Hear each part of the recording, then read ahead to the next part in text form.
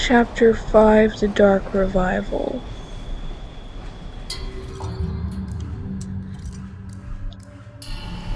I can't save.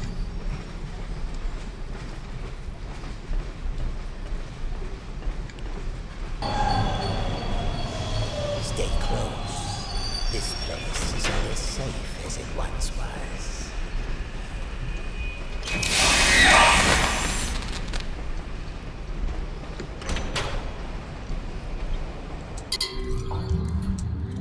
Still unable to save my game. Still unable to save my game.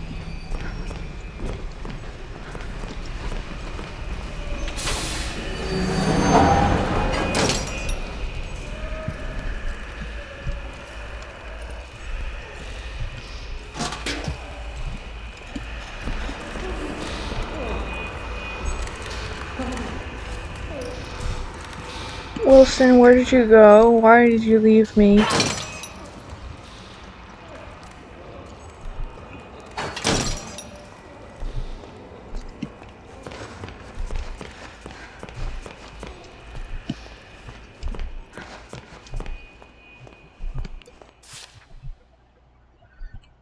Track 77 is a quiet place these days. Ever since that terrible crash a few years back, people don't like to hang around. Too many strange things keep happening on this platform. Last week, one of the railmen told me they had reports of some train going through that wasn't on the schedule.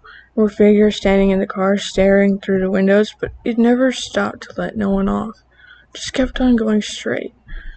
Some say it was the Silver Lane Express, the train that crashed. Key Thompson.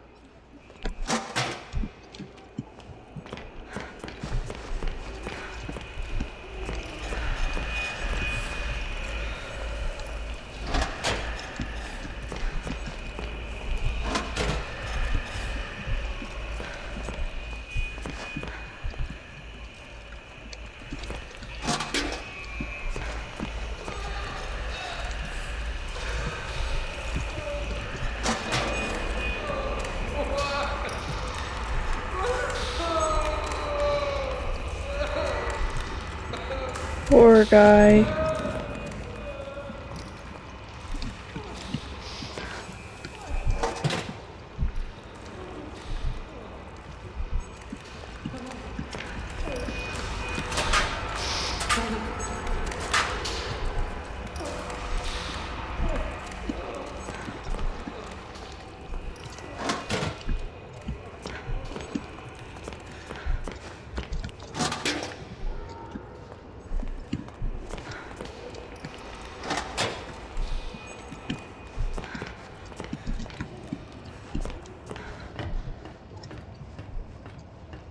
The demon's evil continues to spread. This world has become a shadow.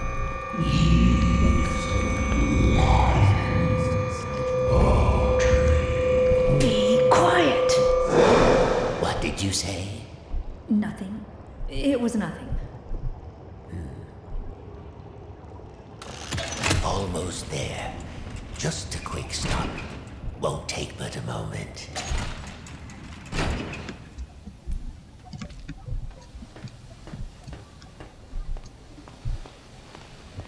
The subject will stand in the designated location.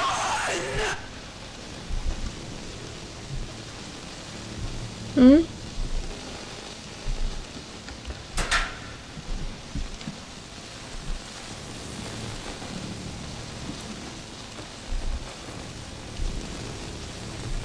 Oh. Lethal object detected. The subject will submit all weapons for further screening. Disarm now.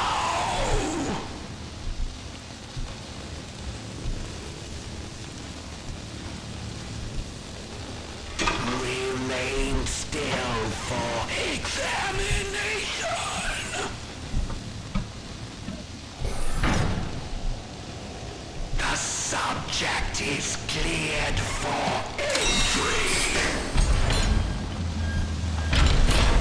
yeah.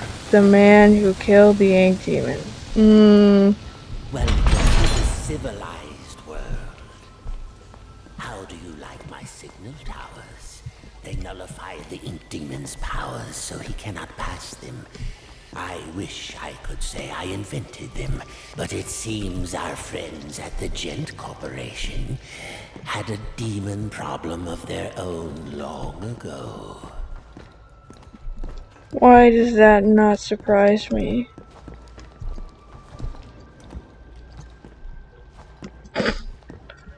It's funny.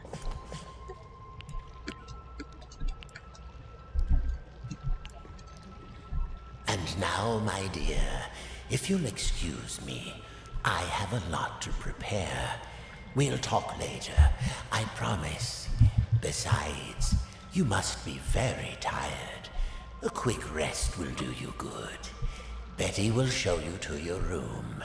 She's my housekeeper, among other things. You never actually killed the ink demon, did you? No, he's too powerful to destroy. So we sealed him away, trapped him in a different form. One that was smaller, harmless. Bendy. It was a fitting prison, although he seems to have found a way to free himself. But enough talk.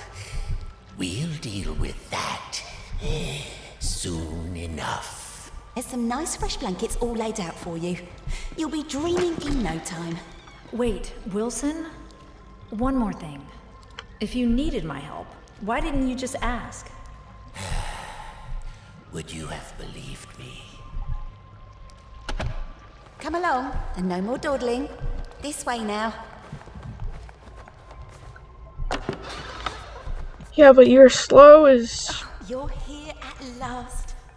It's so exciting finally having you with us. Now, to give you some bearings, we're currently standing in the south wing. Wilson's laboratory is downstairs, and then there's the north wing.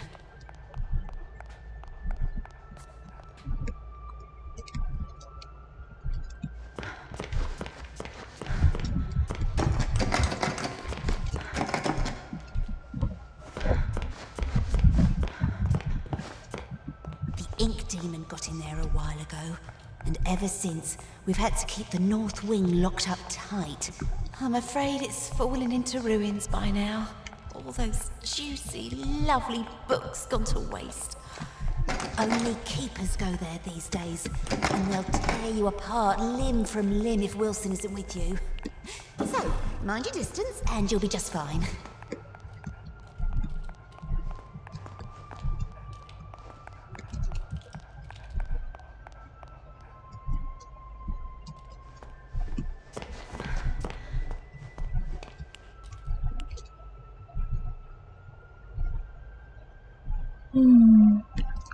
Cool. It's not very often I have guests to look after, especially one I can actually talk to. Almost everyone here either can't speak or they're completely mad. Cool.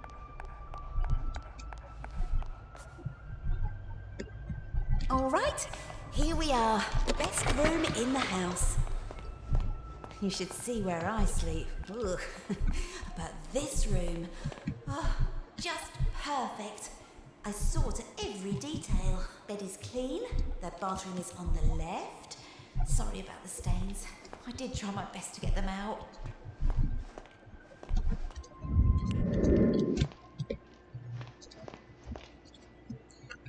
Sure, I have to talk to her, I think. Yeah. Did you have any questions? Is it always night here? It's always dark, if that's what you mean. For as long as I can remember. Are you very old? No. As far as I understand it, I'm something quite new. Although, I didn't turn out the way I was supposed to. One in a long line of failed experiments. But Wilson will keep trying. And do you trust Wilson? This is the realm of the ink demon. The shadow hangs over us all. I don't trust anyone. But Wilson takes care of me, keeps me safe. He once said I remind him of something he called his mother. Tell me, is that a good thing, where you two are from? I'm not sure. I don't think I ever had one. Well, no matter. Now, I was told to make sure you get some sleep once you got here. So get nice and comfy and relax. I left something on the table that might just help you nod off. It's my own recipe. Works very fast. Just follow the instructions. Don't worry, I already found the milk. Thanks, Betty. My dad wants to come here If you need anything else, and I'll left the come milk straight away. just sitting I'm there. always up. That's one of the memory items. I thought that was pretty funny. It's like, you're just saying how we're an orphan. We don't even... Gilson. What's a Gilson? Just saying how we don't have, we're like, I don't even know my father. I don't even know if I had one. Wow. Once upon a time, in a faraway land, there lived a mug of cheese. But it was not an ordinary mug of cheese, as you would find in any home or kitchen of the age.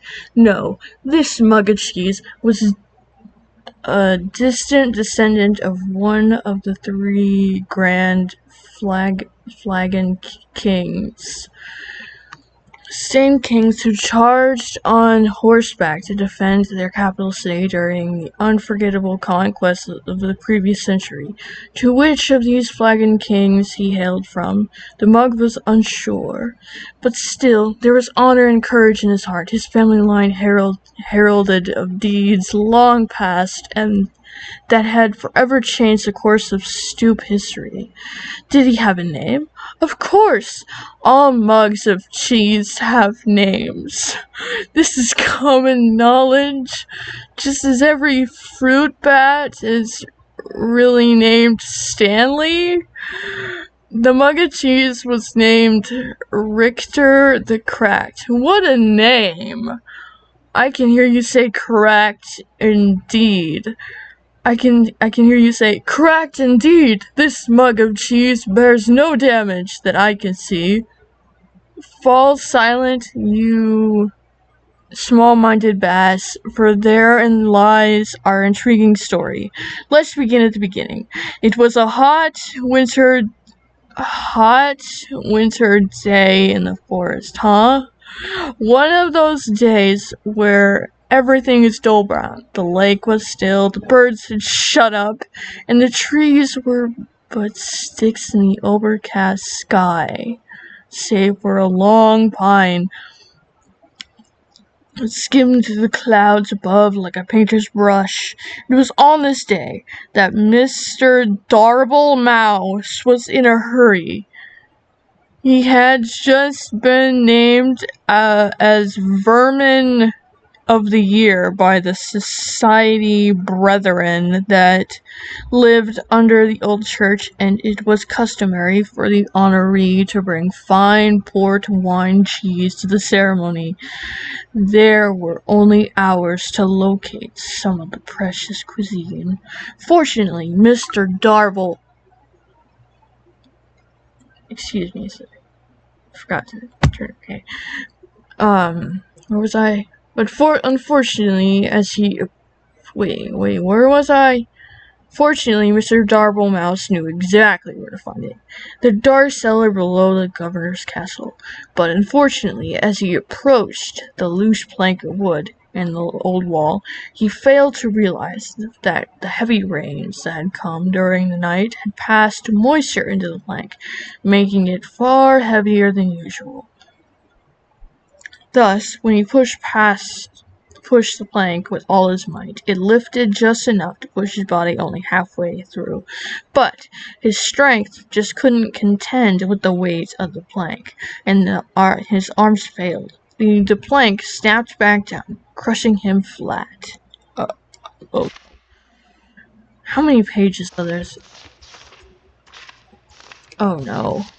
This is like a whole book. Well, there's... Okay. 1, 2, 3, 4, 5, 6, 7, 8. 8 pages long? Okay. After all, this story is not about Mr. Darblemouse. Or had you forgotten the mug of cheese already?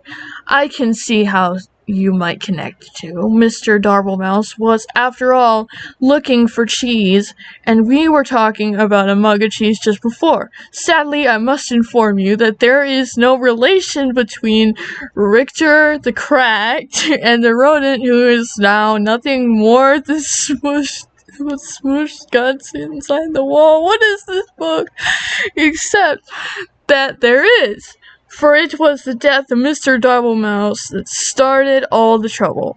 You see, when things die, they tend to smell, and that's just what Mr. Doublemouse did. But that's not all. His body, pinned between the outside and the inside of the wall, had made a perfect passage for the hot winter wind. The wind therefore carried the stench of his decaying mouse carcass deeper into the governor's home. Like a snaking, twisting wisp of terror, the smell settled into a little tavern near the courtyard of the castle. Why are we talking about a mouse carcass? What is this story, okay? Continue. Here, soldiers would spend many long hours when there was no bloodlust to soothe with battle. Strong allays, I don't know how to pronounce that, but okay. And red meats filled the menu from back to front at this rustic medieval greasy spoon. Huh? Mostly, the customers came to look upon the barmaiden, Maxine, who was actually named Rita. Rita was by far the best-looking creature in all the governor's county. There was a beautiful deer woman just over the hill. No one knew that. Okay. By day, Rita scrubbed her tavern so clean you could eat off of it, which was fortunate, as it was a place you indeed would be eating, since it was a tavern. By night, she served her customers with charm, grace, but mostly with drinks. Did I mention that Rita was married? Well, I am mentioning it now. Rita was married. Her husband's name was James. He didn't do much until he died. The smell of Mr. Doublemouse knocked him flat, and that, my friends, was that. Oh dear, this story has barely begun, and already we've killed 2 major characters. Needless to say, Rita was deeply distressed by the whole thing, but 20 or so minutes later she realized she couldn't more forever and went to buy some cheese.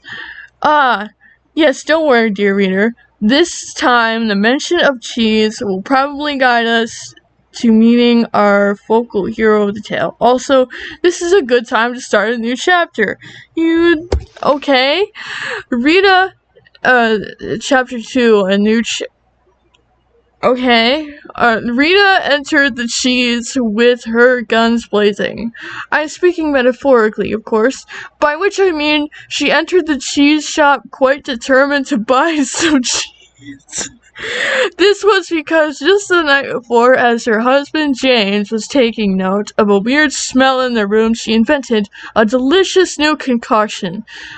A cheddar cider. It was sure to be a hit with her patrons. After all, the governor's county only had two experts, cheese and grapes, and she couldn't possibly make him drink from a grape. But back to the cheese shop scene. Rita knocked on the counter loudly with her fist, causing a nearby cat to do absolutely nothing, as cats do, huh? From behind the wall, she heard a stir, as someone was crashing through the piles of cheese to make their way toward her. Emerging gloriously from torn yellow curtains. An old man came into view. He was giant in stature, with a long gray beard bobbing along, and stuck within his beard was all manner of cheese crumbs and wedges wrapped tightly within his hairs. But yet he held even more cheese on ropes pulled across his chest, loops of provolone linked like sausages over one shoulder. His eyes were big and his ears were bigger still. Smile of Oh my god. A smile of kindness erupted from his face as he locked eyes with Rita. My, the Kurds are kind to me this hour. Hello and welcome, he bellowed. Rita bowed low and promptly began to cry.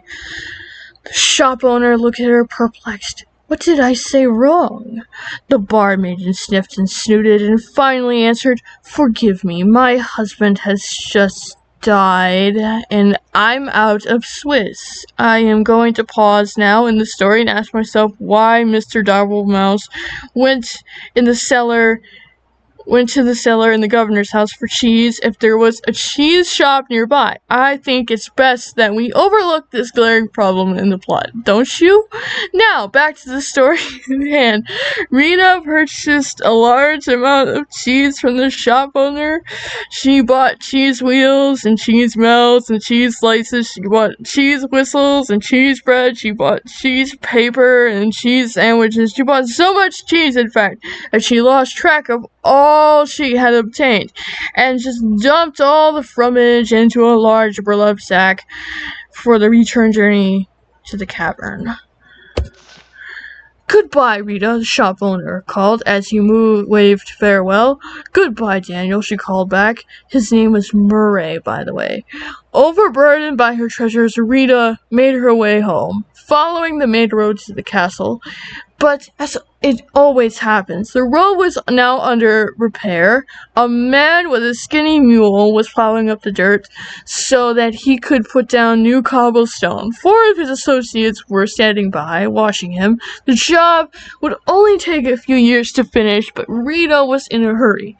So she followed the detour sign that told her to take a different road to her left. Unfortunately, no one could read in the governor's county, so she went right instead. This mishap took her deep into the forest, where absolutely nothing of interest happened, except something of interest did happen. As she trotted on through the forest, her sack of cheese weighing her down, muttering complaints all the way. Little did she know, danger lay just ahead. This danger was cunning and dangerous, and had one of those out-of-place eyebrow hairs that drives you nuts when you're drives you nuts when you're talking to someone who has one. This danger we will call Bernard, the big ugly lizard man who wears a blue cloak. Wow, mean.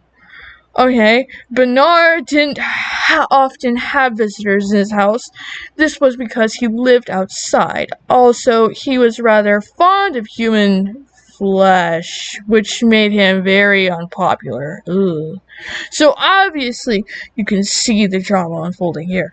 The beautiful but tired Rita, huffing and puffing up to the winding path as she approaches a certain doom, Bernard watching from behind a nearby tree, licking his lips. Oh, the tension is tense, is it not? At this point in time, we must pause again to ponder all the possibilities that can happen now in our story. 2 characters have died already.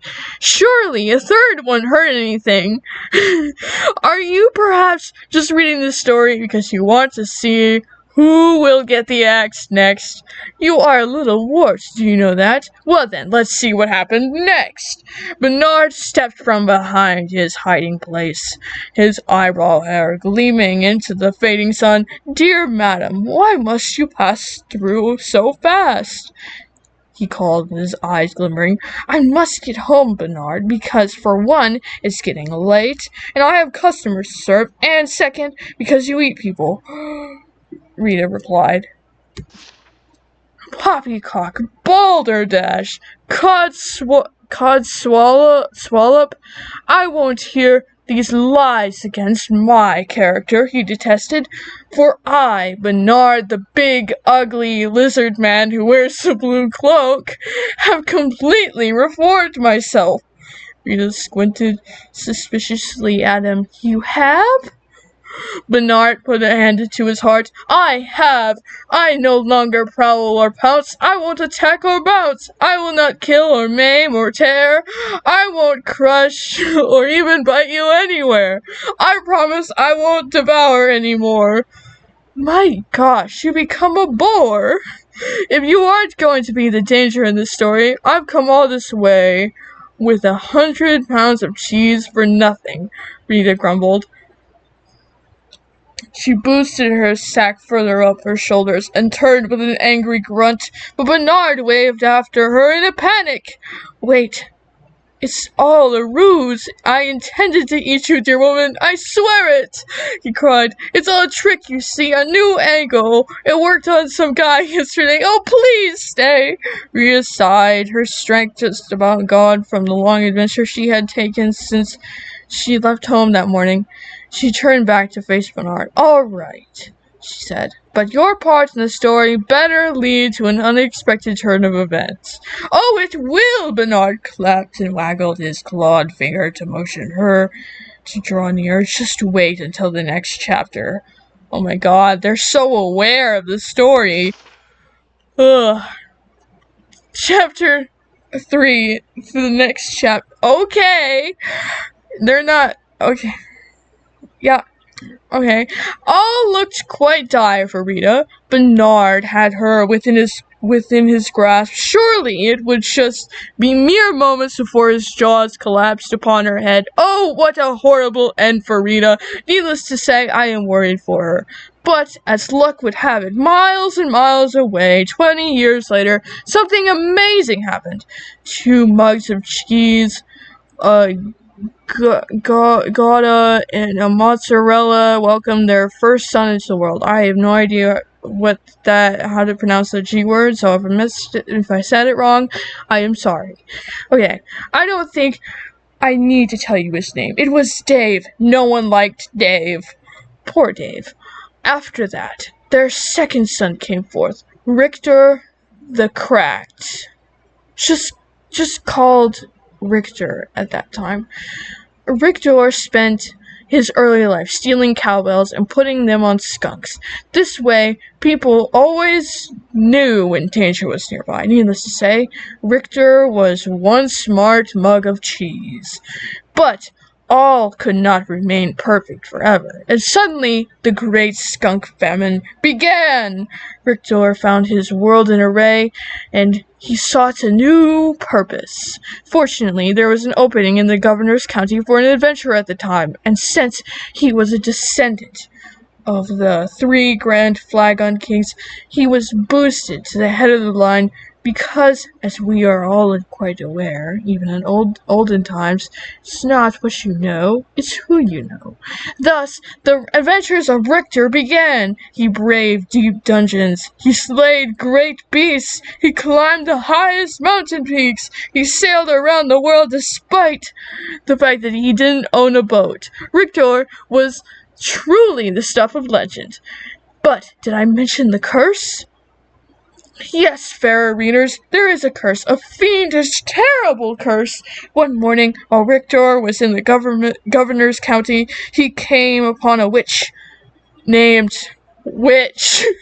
This witch had just pulled a pound cake from her oven, where she then proceeded to start adjusting it right there on the front walk of her home. At once, Richter knew this creature was pure evil, eating cake this early in the morning and without ice cream. This was truly a fiend that needed to be vanquished. Richter jumped her fence and pulled his sword. "Would you like some pound cake?" the witch offered. It looked quite delicious. Richter would not let himself be seduced into early morning cake as he approached closer with his weapon at her throat. The witch began to sweat, with a mouthful of crumbs. "I also make a mean scone if you want to wait." "No, now, no gentleman or gentle mug could refuse a good scone." So Richter withdrew his sword and patiently waited for the witch to create these new buttery pastries. But what he didn't know was that the witch accidentally had bumped her table and had added within the mixture a vial of cursed liquid. "See? I told you there was a curse. You were fair warned." The moment Richter ate of the scones, he fell into a deep sleep. The witch, baffled, finished her cake and proceeded to get a civil service job in a nearby town. As the years rolled by, all that remained of the witch's house was carried off by elves, and her garden became overgrown. This left only Richter, asleep in the forest, with no end to his dreaming in sight. But the story thankfully does not end here, for as luck would have it, a giant man covered in cheese, with big eyes and big ears, wandered past the sleeping mug. In case you've forgotten, this was the cheese shop owner, Murray, sometimes called Bill. Unable to resist cheese of any kind, even a mug of the stuff, Murray took Richter to his shop and set him on a shelf. Here, Richter sat for many years until this very fateful day. You see, in Rita's haste to gather up all the cheese she had purchased, she had swept a few things that did not belong to her into the sack as well. These items included the cat on the counter, a personalized pen, Murray's cash box.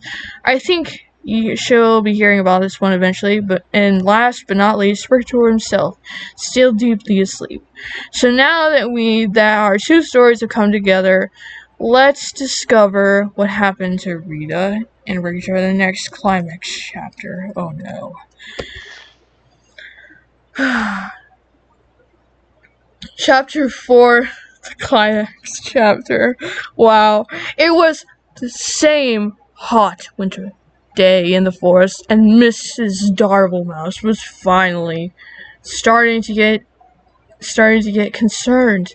Just down the road, Rita was being drawn toward in almost certainly bloody and horrific end to her life. Bernard was just moments from taking her within his lizard jaws and mere hours from trimming his eyebrows. Rita stood her ground. She was no damsel in distress, but simply a person who was pretty darn tired at this point. She pulled the burlap sack of cheese from her body and swung it hard with every last bit of strength she had left in her. An ear-shattering crack broke through the silent trees on the bag as the bag made contact with Bernard's shocked face. His teeth flew in all directions, falling like pebbles to the ground. His eyeballs dislodged and rolled into a nearby stream. His jawbone turned completely around and planted itself on the back of his head. Bernard ran screaming into the woods, never to be seen again upon this week. His cries faded, and the forest once again fell soft and quiet. A cow walked by. Rita, still standing with her sock outstretched in her arms, stood wide-eyed at what had just happened. Surely no cheese in her bag was hard enough for that kind of impact. As she placed her burlap sack upon the dirt and peeled it once again, she was amazed to find Richter, the mug of cheese inside, and looking quite dazed. He had awakened, and the curse was finally lifted. Somehow behind the desk, the witch looked up and nodded with a smile. "But oh, dear reader, look! what was now upon his mug body, a giant, elegant crack, the very mark of a warrior. His hero's journey was finally complete. Richter the Cracked had emerged. Yes, it is true that Richter really didn't do anything important in the attack on Bernard. Just by Richter being where he was at the perfect time, he had saved Rita. The fates were with them. Richter and Rita talked and laughed and ate cheese until the sun went down. Finally, they packed up their picnic and headed back to the tavern, where they were met with cheers of excitement. This is mostly because the guys had found out that Rita was now single.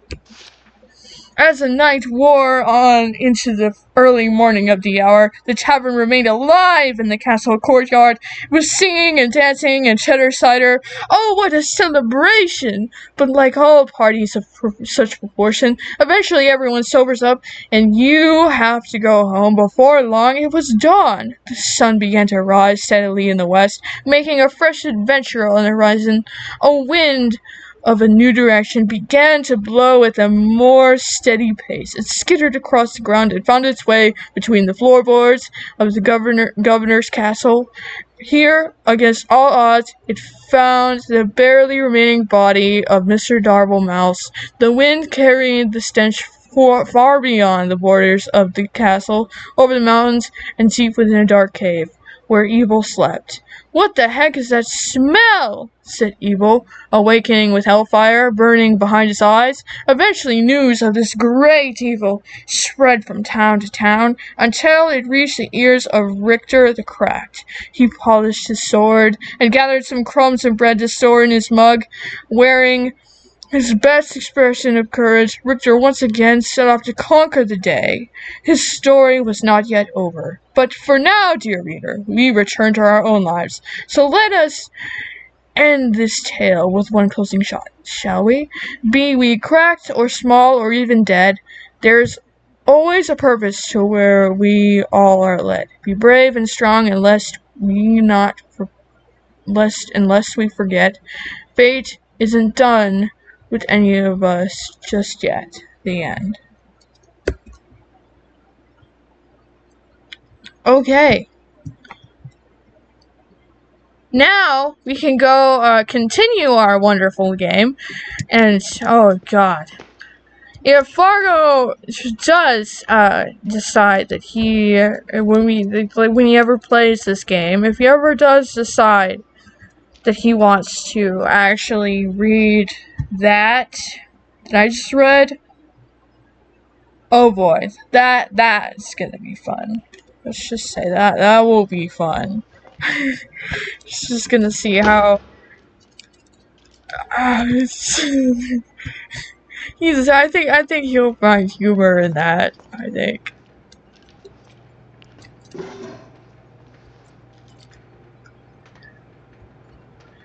So, I'm gonna be doing some Gilson thing. I'm not thinking about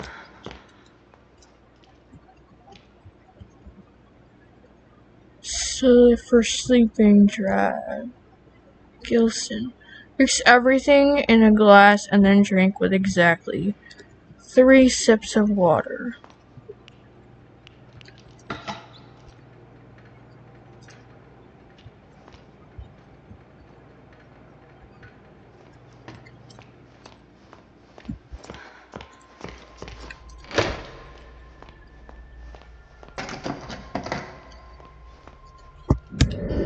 Thing is, I do remember. I got to this chapter before, but I never finished it. Speaks to me, revealing its many possibilities. What I can accomplish using its power is beyond any measure. Life and death can become a thing of the past. Poverty and hunger, a distant memory. I can remake the world anew. But does the world deserve such a gift? For now, I have bigger matters at hand. A man in a black coat came asking at the front desk about the machine. Said he was from the Gent Corporation. Fortunately, the receptionist knew nothing, and he left quietly. Later, I found his name on the sign-in form. Mr. Alan Gray.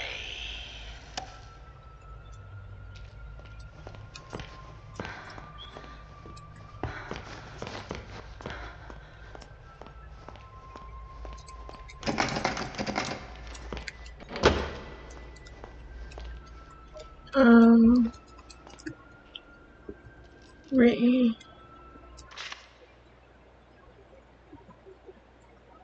Okay. Glad there's no long pages here. Special displacement of unknown elements. Chapter. I don't remember how to read Roman numerals. Let us imagine a long wire stretching between 2 points in known time. We will call this length of time the euphonic base. From here, we can dispel all needs of societal normalcy and all typically understood junctions of the world we know as the present. Once a euphonic base is achieved, it creates a shared understanding that there must be space around the wire that is not the wire itself. This space, a Cromley vacuum, could be in itself a host to many wires running in as many directions as we can perceive. Using a vessel of flow, a flux break, we can escape from our wire to another wire. This allows us to not just reveal these alternate timescapes and command them with a larger understanding of their existence. Further still, in theory, we can bring elements of one world into another, displacing matter into a new state regardless of the current host wire's rules. The reality and function of the elements becomes a new euphonic base. This doesn't help at all. Exactly.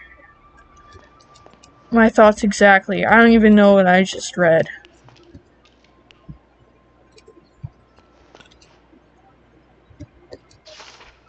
Chapter 9. Simple snacks. If you are in a hurry like I always am, you don't have time to put together complex or large meals. Fortunately, we have some scrumptious and simple recipes that satisfy and take no time at all to prepare.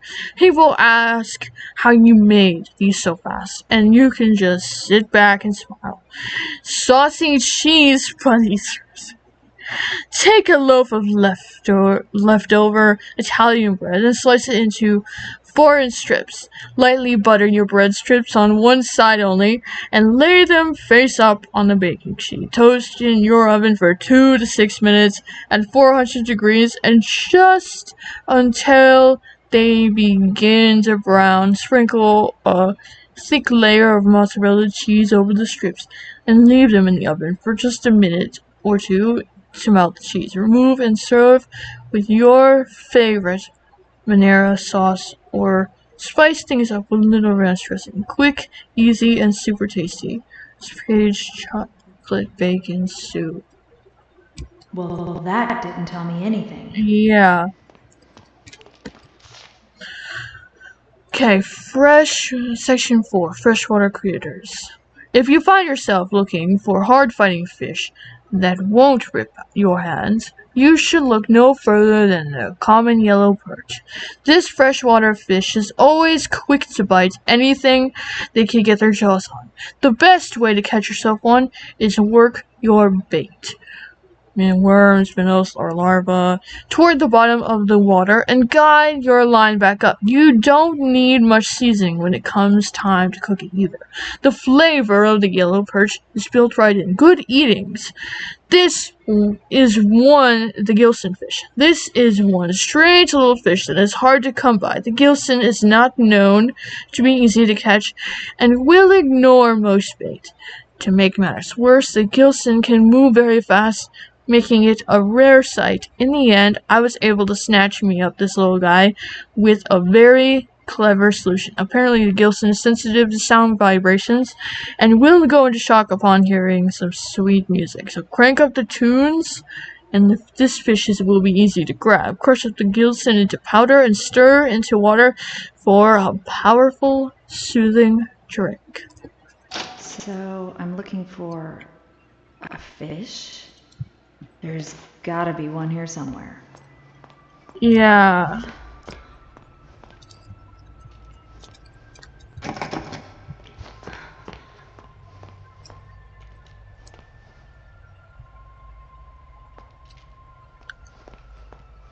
God, lag spike.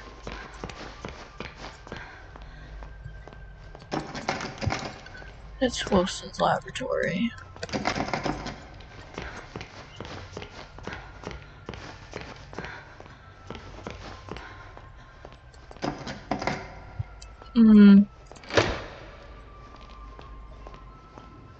Now that's a fish. I know we have to do the music, but I just want to do this It's anyway. too fast. I wanted to just do that anyway, because I know you have to play the music. Maybe if it was closer.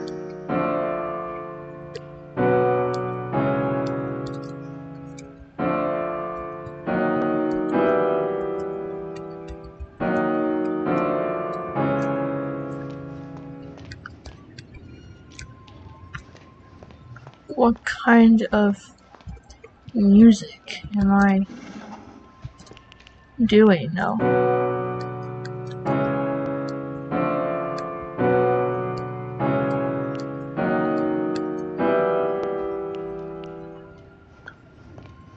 What kind of music? So would it be under notes? No.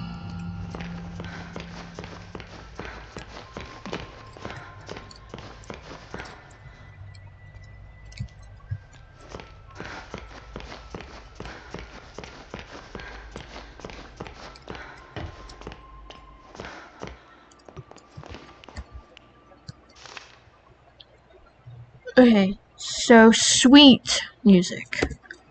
Like really, really sweet. Not scary, sweet.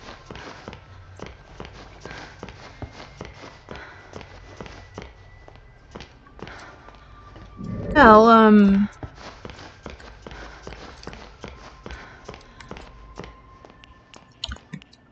I'm so smart, you know?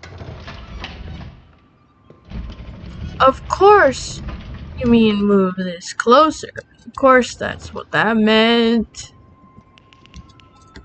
That did it. Looks like the fish is asleep. I don't need to know music to do this. Gotcha! You can't get away from me, you little stinker. Hello?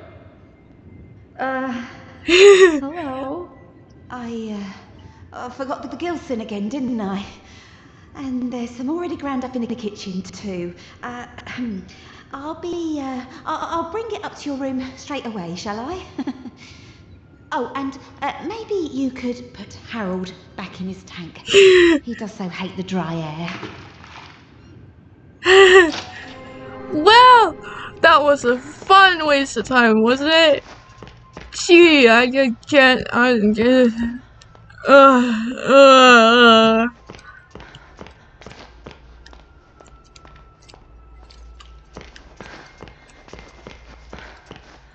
Let's continue, shall we?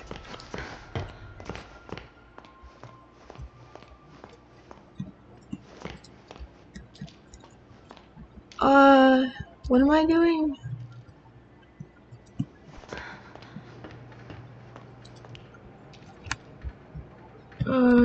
What am I? Okay. What's it want me doing? I want to play music again.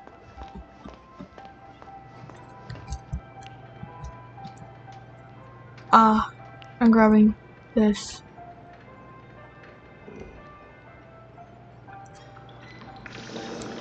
Now, just 3 sips of water. That's water? 1. Bam! Aw. 2. Not yet. Aw. 3. Bam! Kaboom! Kabooski!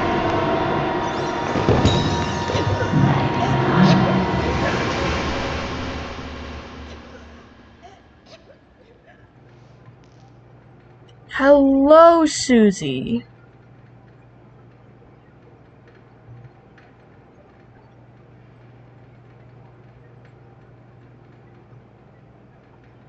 You know, that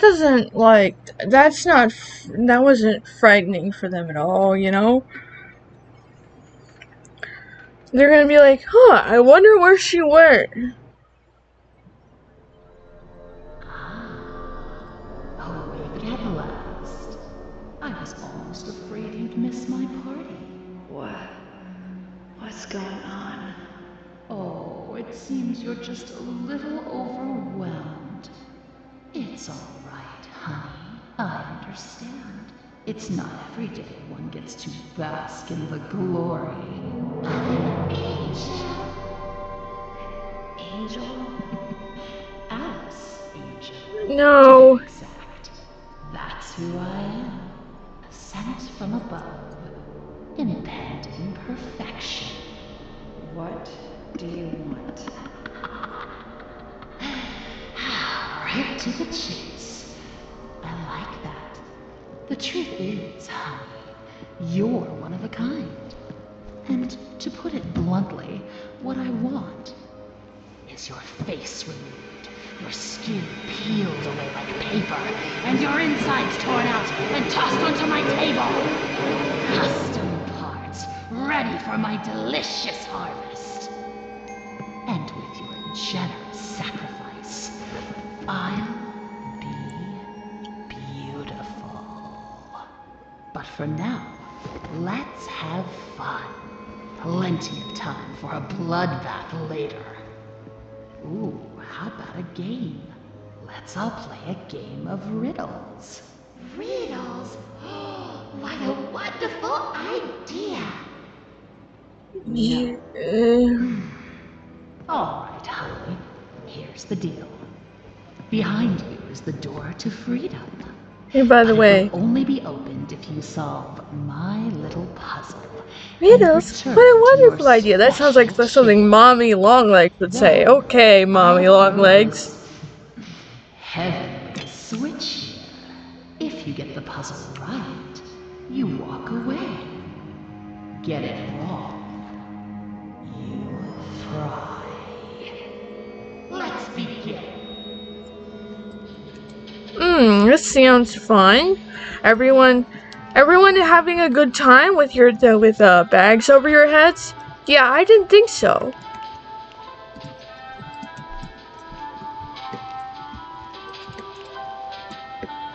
The pompous fox? Well, he wouldn't be caught dead sitting on the left. Far too pedestrian. The rabbit never sits with the bird, but he loves the playful company of the bear. The fox thinks the rabbit smells of elderberry. I couldn't see them sitting together. The bird won't have anything to do with the rabbit, but I hear he likes to court danger by sitting next to the fox. The fox has always hated the bear. They never sit next to each other. My friend the bear always sits next to the bird. After all, they went to school together. The So fox thinks the rabbit smells of elderberry. I couldn't see them sitting together. okay. The rabbit never sits with the bird, but he loves the playful company of the bear. The pompous fox? Well, he wouldn't be caught dead sitting on the left. Far too pedestrian. Okay, so fox is gonna probably be on the right.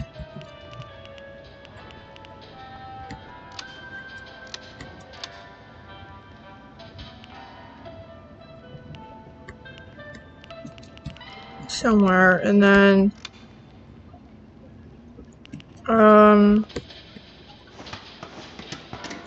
Okay, so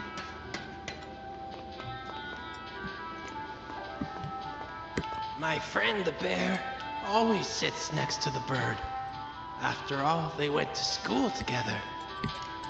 friend the bear always sits next to the bird.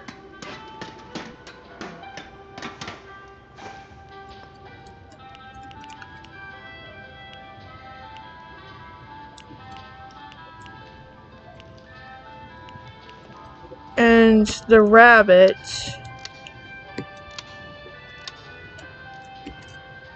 okay. So let's double check here. My friend the bear always sits next to the bird. After all, they went to school together. The fox has always hated the bear. They never sit next to each other. Okay, so the fox does not sit next to the bear. I have to make sure that the... Okay, so let's try bird and then bear.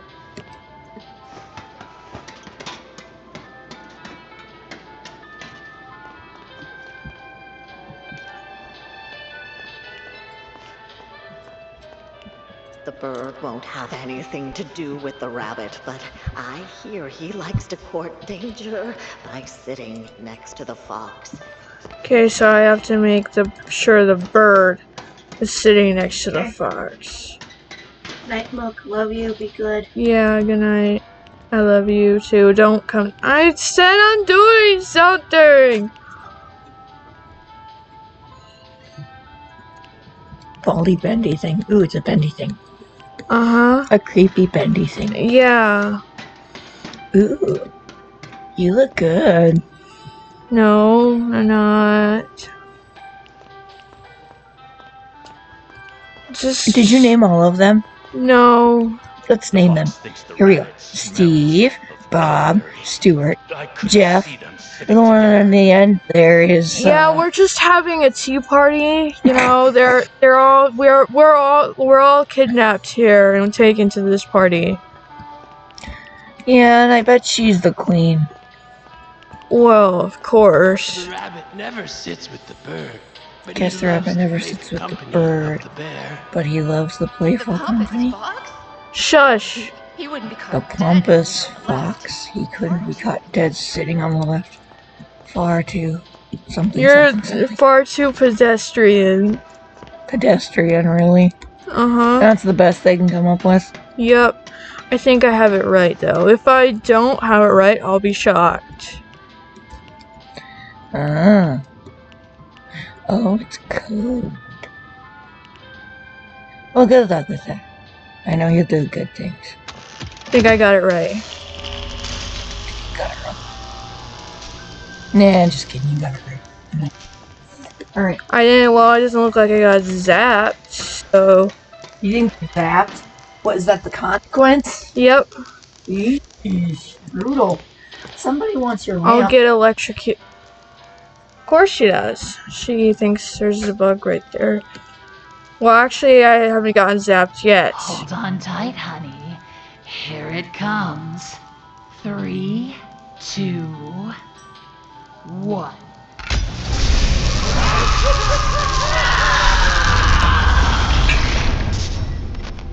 So what happened to the lost ones? They got fried. I lived, though. Are they okay? Oh, they don't look okay. Okay. What kind of sacrifice? Kitchen? Better not.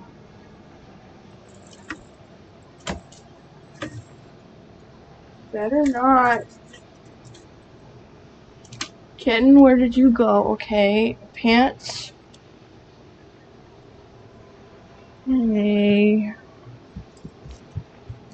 Better not be in the ceiling. Or I will find out.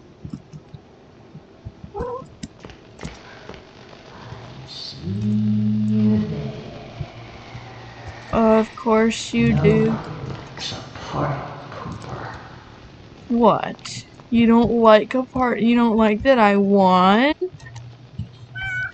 Pants! You're not helping. Pants! Shush. You see I'm busy.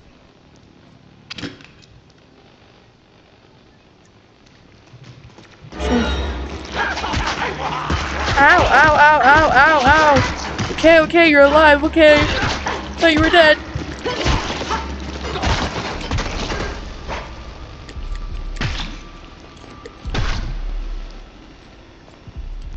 Do I get food here?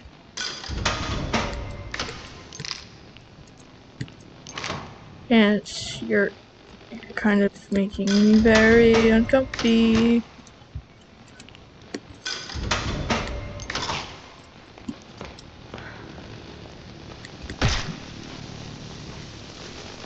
I just guessed.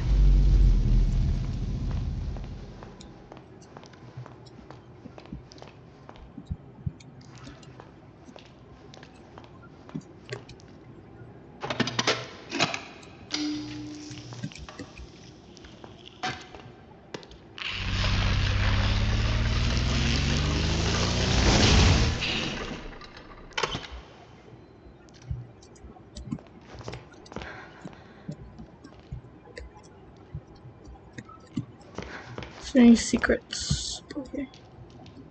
None that I'm aware of.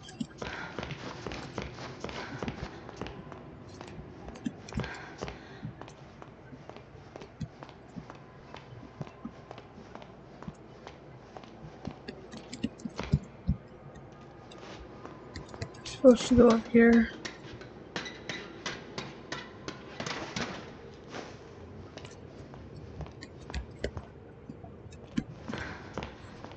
Okay, guess not.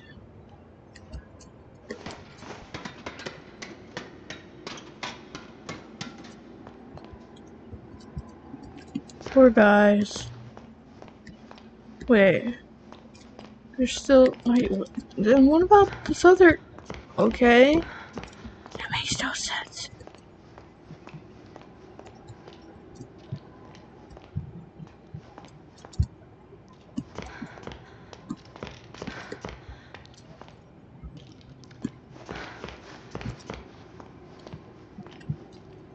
Ah.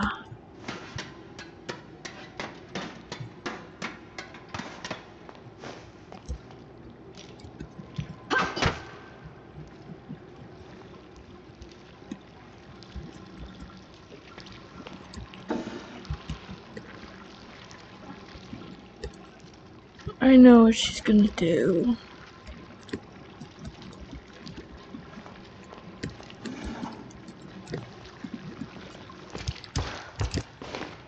Oh yeah, I probably have to use my power thing for that.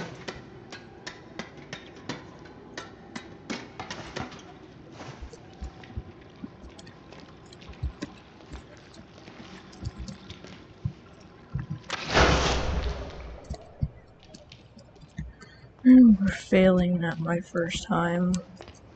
That riddle, I accidentally forgot. Like I was like, oh, it's because I accidentally mixed up my rights and lefts. Oh no. No one humiliates an angel. She's got the Tommy gun. Still, honey, this is gonna hurt.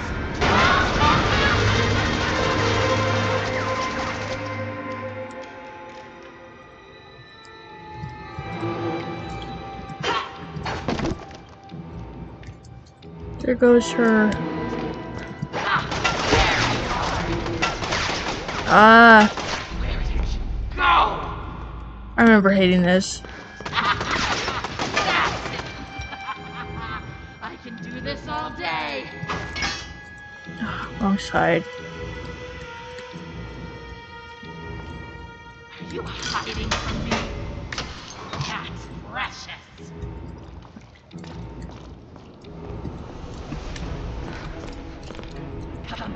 come out wherever you are.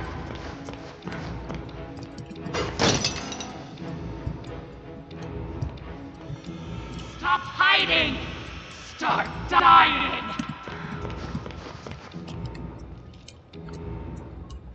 See, the goal here.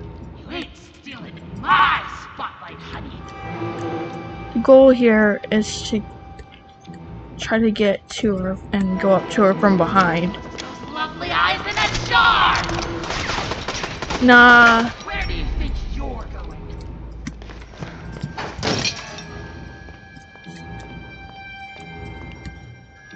My goal is to sneak up behind you. You freak of ink demon! You know you're out there! You reek of ink demon?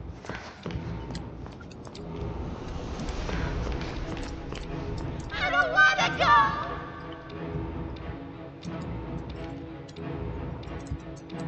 Give me your inside! Isn't there a box that's supposed to go on top of? Screams of pain! Music to my ears! Where did you go? I'm supposed to get up there somehow. Are you hiding from me? That's precious. The thing is I don't know how to exactly. I don't remember how. I don't remember how to get up there. Ah, ladder right there. Ow. Where do you think you're going?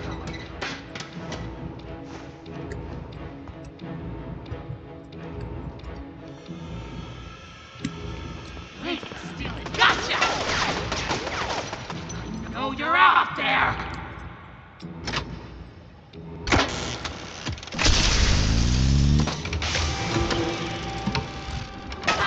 There you are! Where did you go? Just for being beautiful! Help me be beautiful!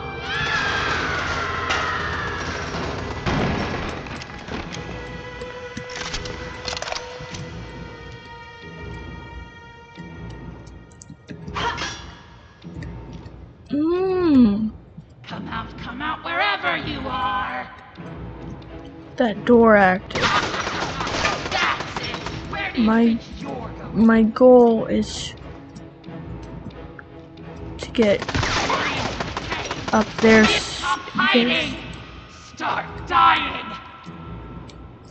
I think those boxes, okay. Where did you go?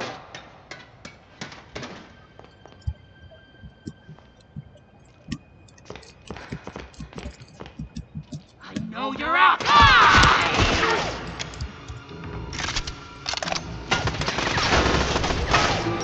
hiding from me? Oh, that's precious.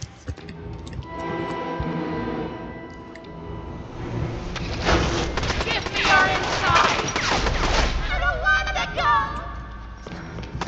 Those lovely eyes in a jar. Ain't stealing my spotlight, honey. The thing is, I need to charge my thing back up again. Gotcha. Ouchies. You freak of ink demon! Where did you go?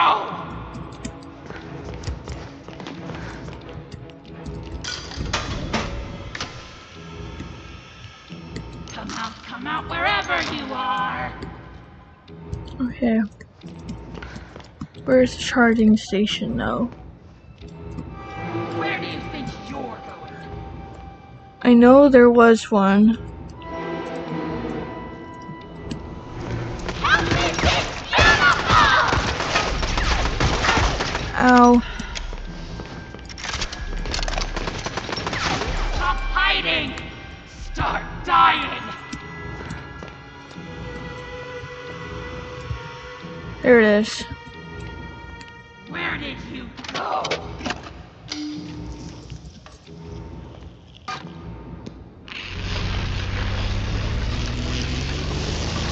Hiding from me? That's precious.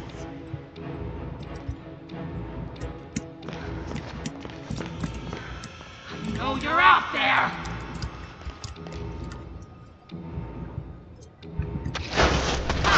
There you are. Ain't stealing my spot. That's it. I don't wanna go.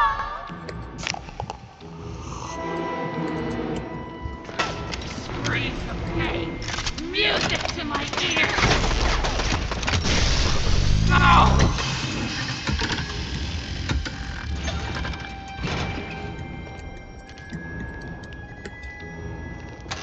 Come out, wherever you are. There's that door. It opened. What are you shooting at? Lovely eyes and extra. Come out, wherever you are.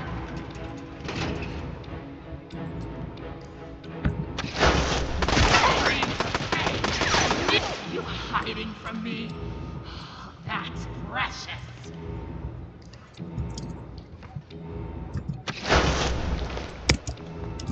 Oh, you're out there.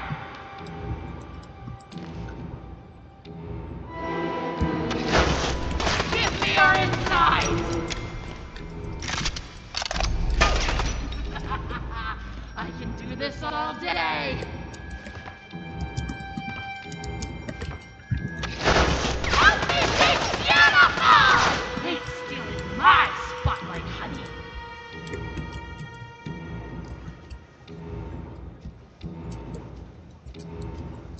Where did you go? The goal is to sneak up behind her.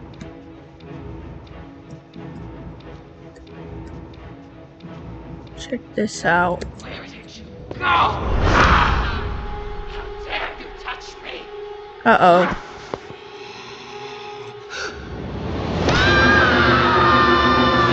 Well, you gotta do what you gotta do.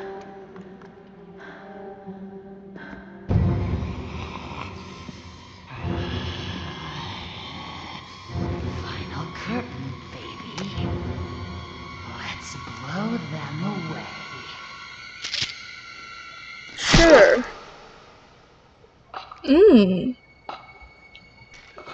Look, it happened again. You've done the we've been through all this before. You have my face. It's our face.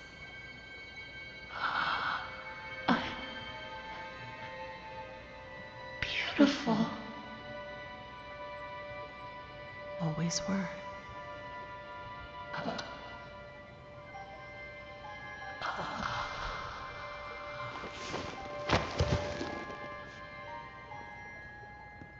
Why does this feel so familiar? Are you all right, Audrey? Alice, I cannot begin to tell you how good it is to see you. And Hello, this Tom. must be your wolf. Audrey, meet Tom. He's my protector. My friend. You look so You both got inky. here just in These time. should look so much more Now I inky understand and why cool. You don't like being called Alice.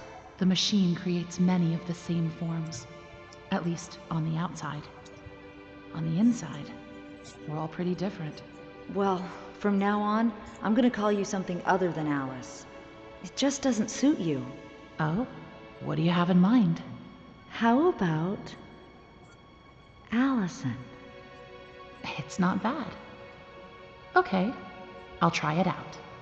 But only if you can tell me what in heaven's name you're doing in Wilson's retreat. Wilson! I almost forgot. I have to get back right away. Are you crazy? Wilson's our enemy. Do you even know him? Have you ever talked to him?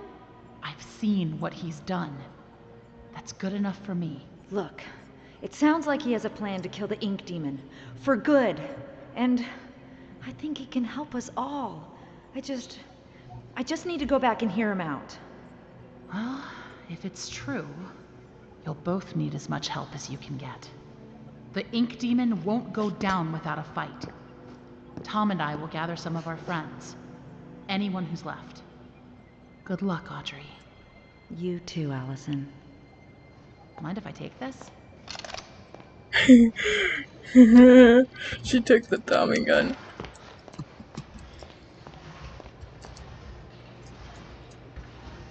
Oh god. Getting back. That's the problem. Beautiful people run this world. If you have brains or talent, you may just sneak through the gates. But with a pretty face, every door opens. The crowds bow to you. They ask your name. They want you to attend. They ask you to speak. A silky voice with gorgeous lips is everyone's weak spot. I was reborn with my profession stolen from me. To get it back, I'll rip this rotted world apart. Angels are beautiful. Angels are beautiful. Alice Angel.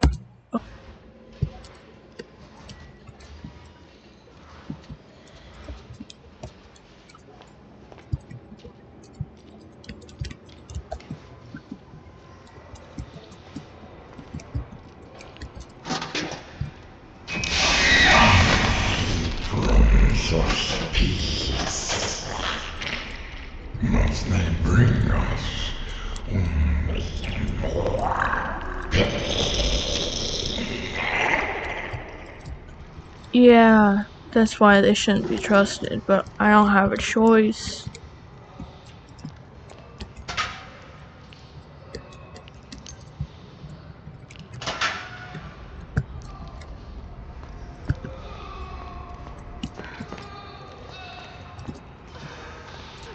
Don't send me back.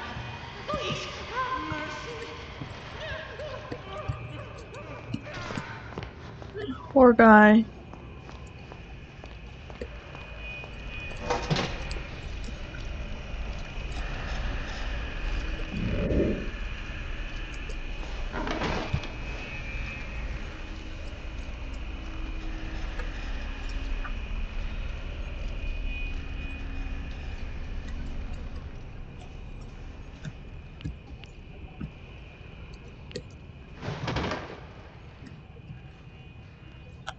To wait for her to pass by.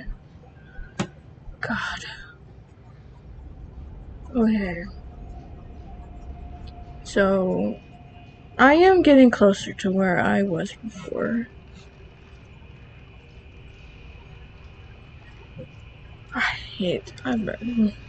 My least favorite is the Keepers. I mean, I wasn't very fond of the Alice Angel part because I didn't really understand what I was supposed to be doing there.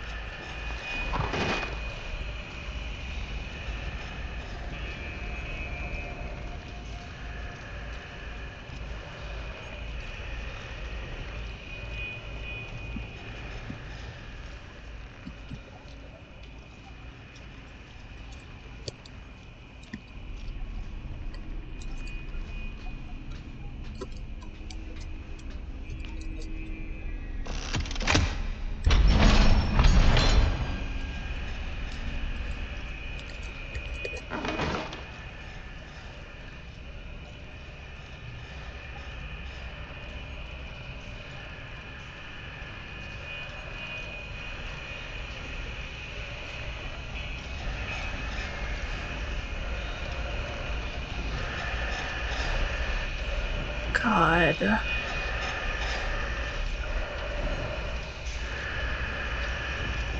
They are so gross.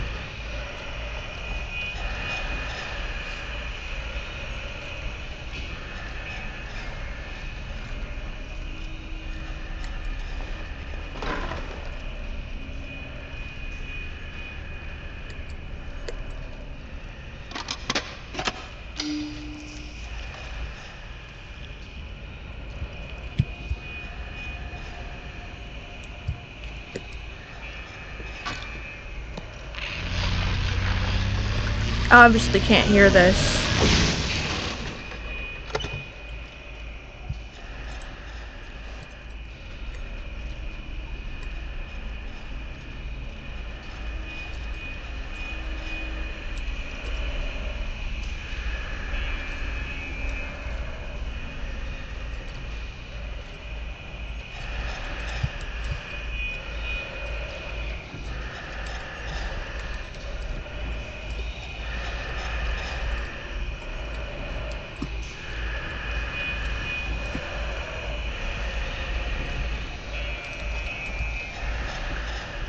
Okay.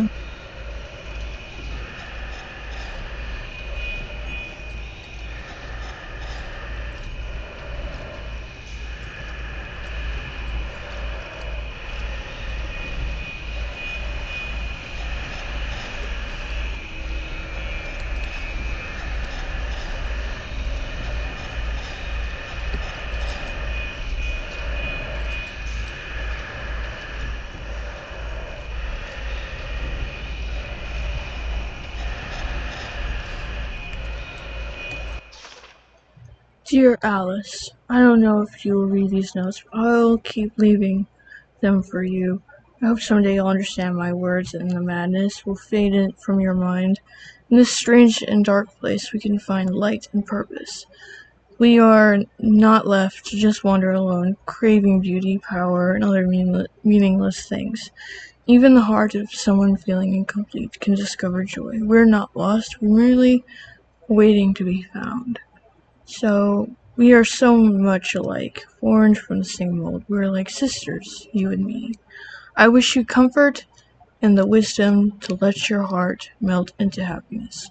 I won't give up trying to reach you, for it's too late, friend.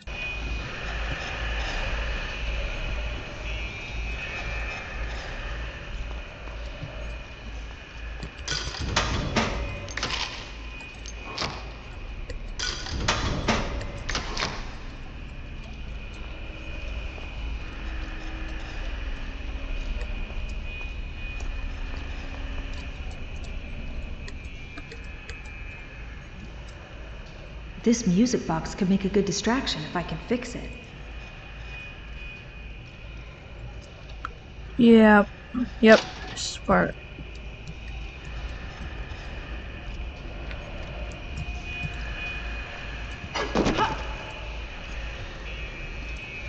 She probably repair that. Probably repair herself. I don't know.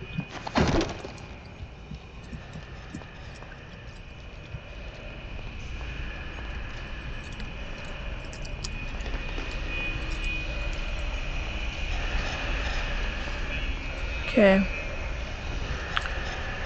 So she moves away.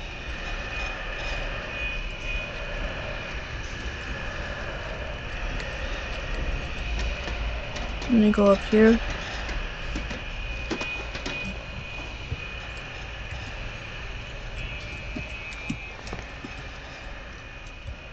Okay.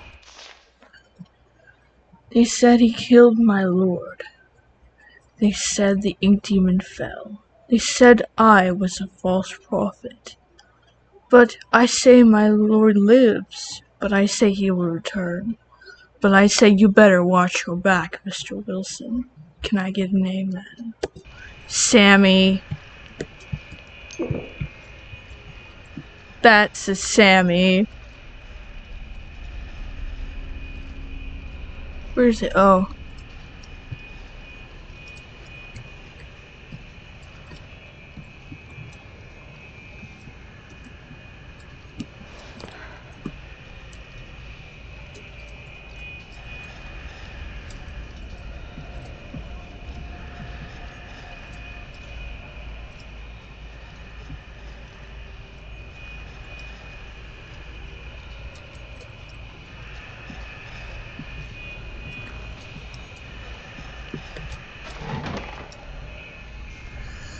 Kinda had a feeling.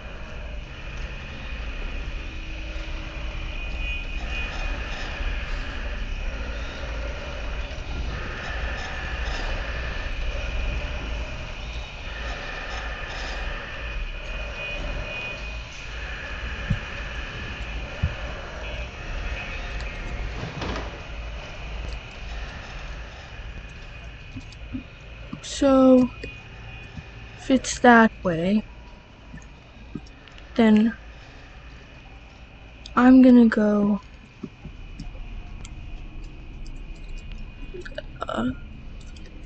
there's nothing here.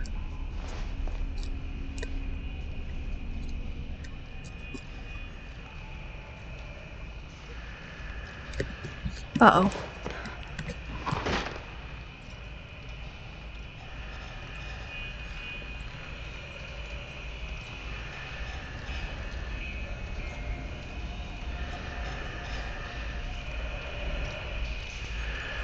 They can't possibly see me in this box. That looks so...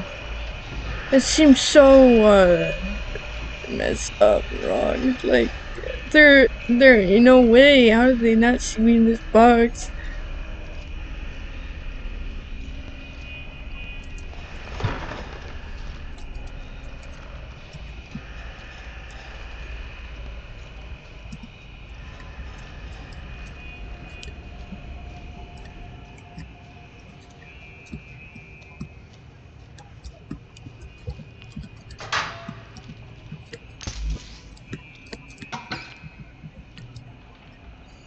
Key.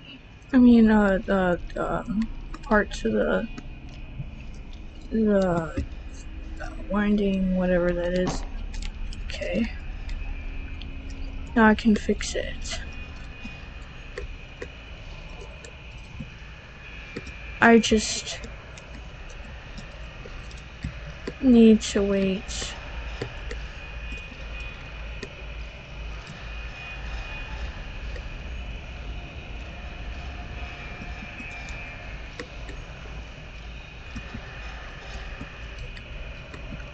I'm gonna wait till she goes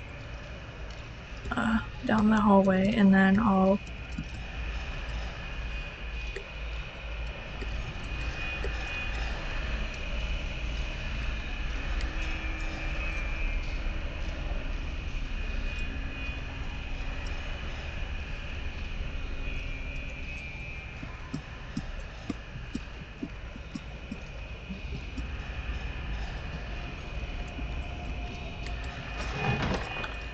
No, I'm gonna have to wait for her here. Then she's gonna turn. She's gonna go the hallway in front of me, and that's when I get out of the box and then try to go work my... And then I'll be able to go down that ladder.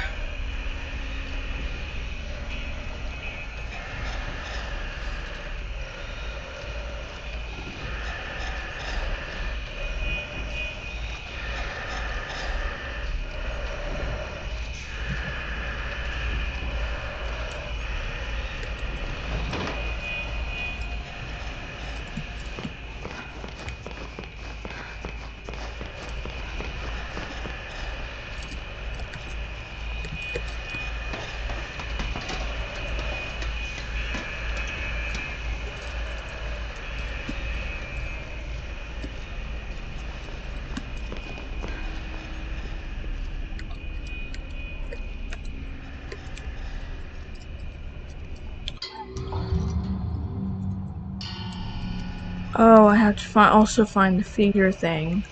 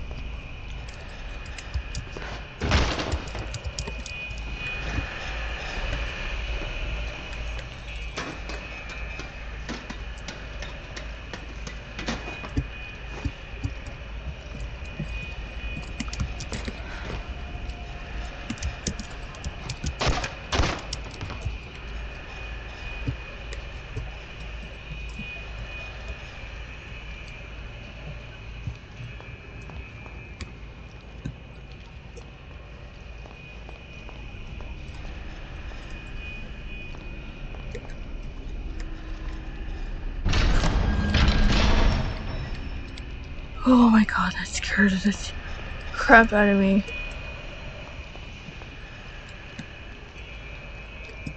Okay, I need to get down there somehow.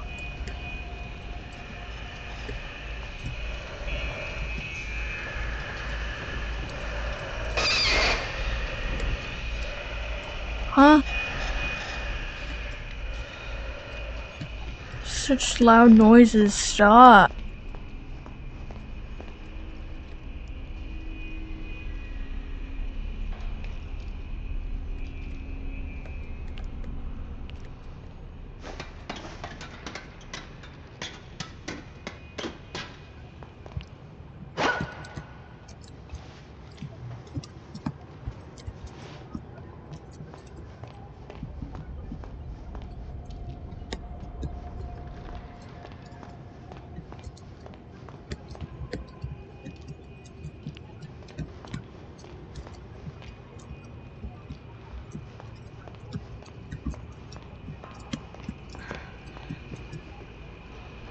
I lost one.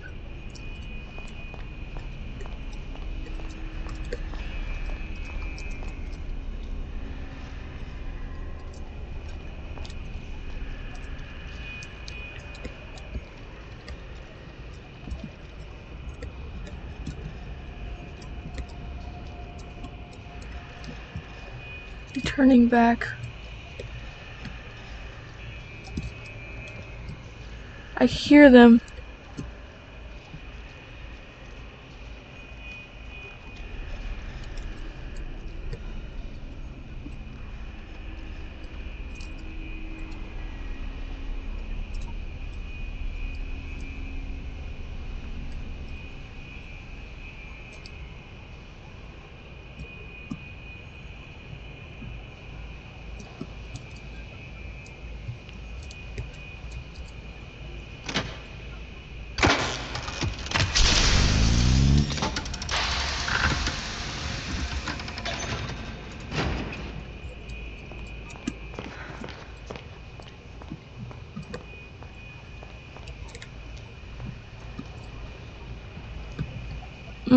That's where I put the music box.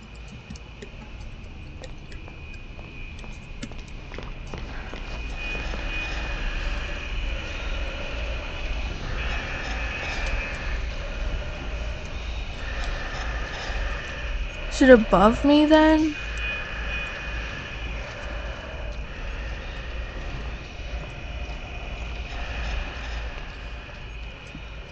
That's so...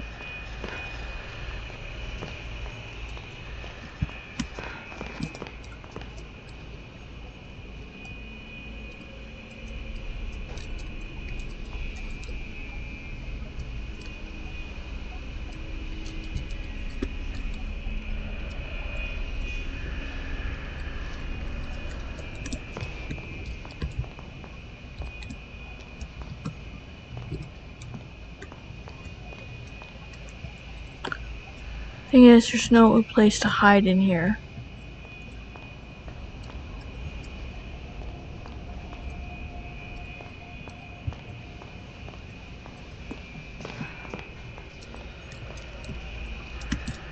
Okay, she's coming this way.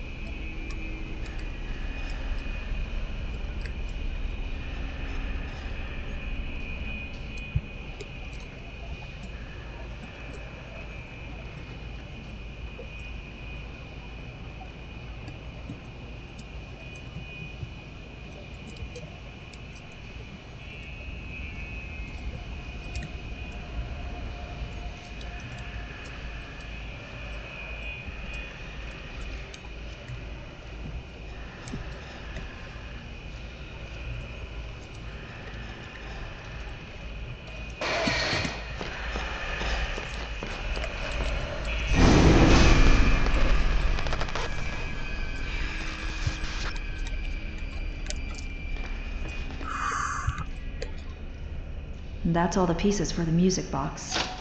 Oh, that would be a cool music box. Love that for the music box.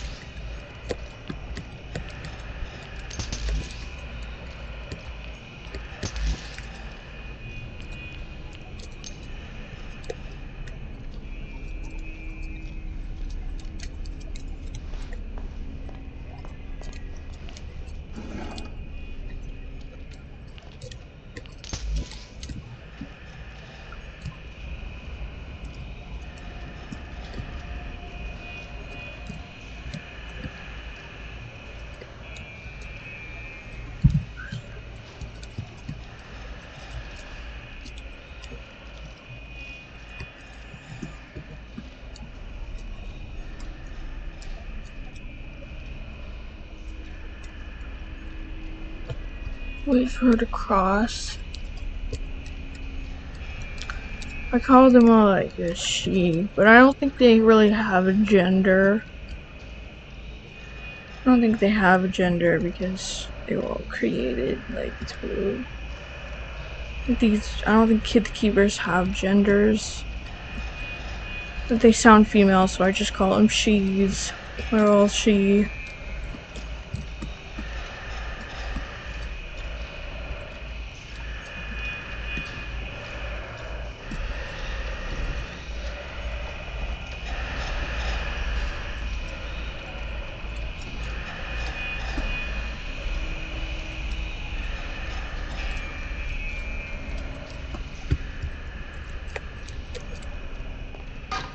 It won't hear this. Totally.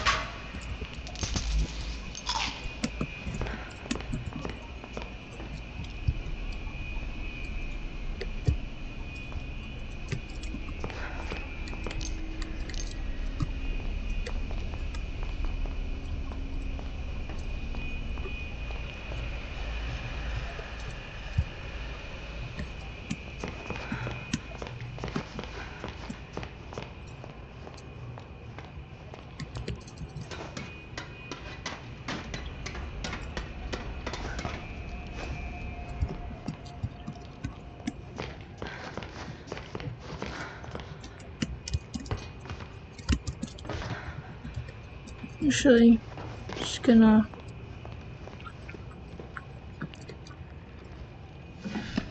Fixed. Now I just need to find a good place to put it.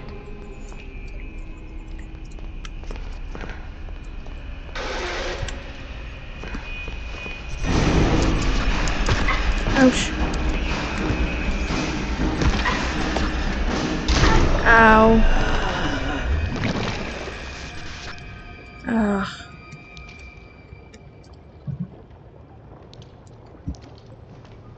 Still, I fixed it. Wait, where am I? Ow.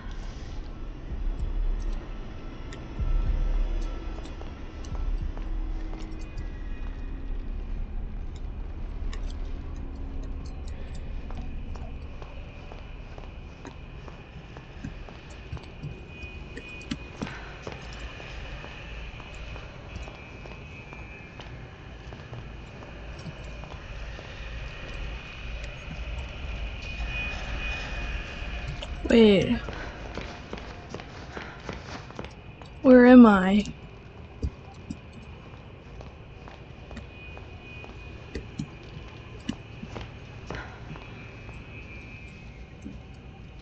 Do I have to get past that search keeper again? And that's the one I have to. Oh, brother.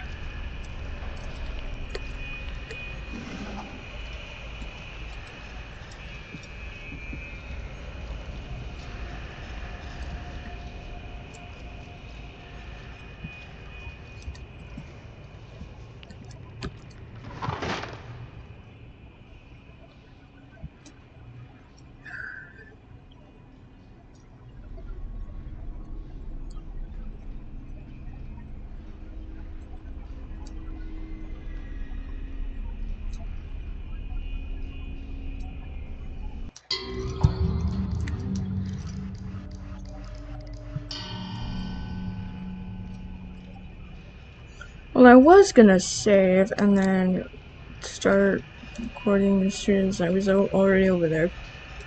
But, you know what, I'm gonna wait.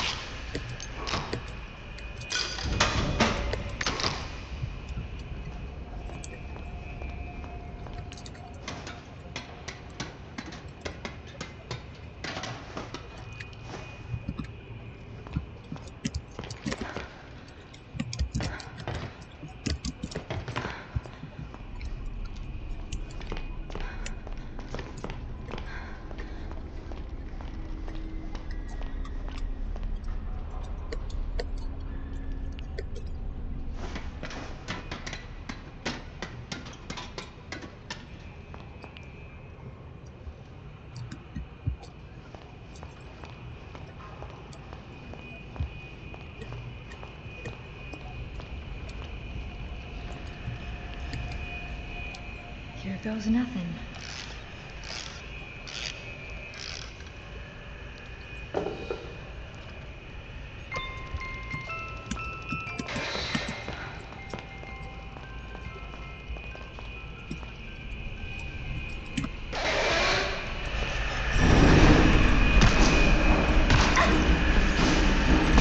Oh, frick. So, I guess I'm supposed to. I'm not back where. Okay, thank gosh.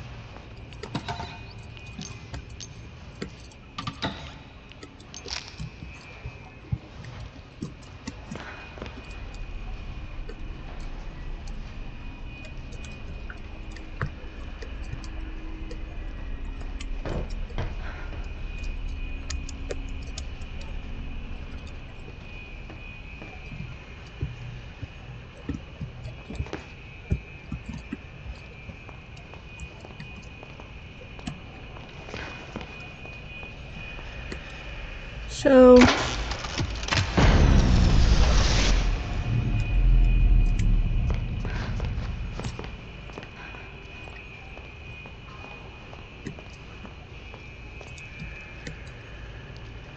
okay, let's try this again.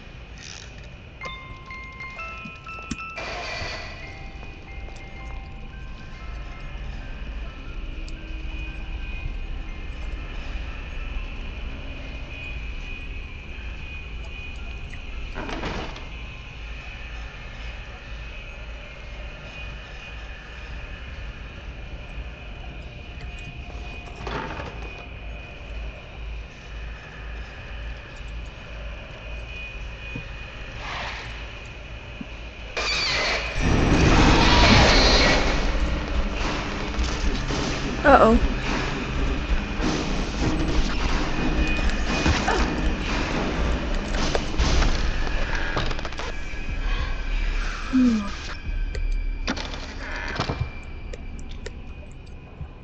God.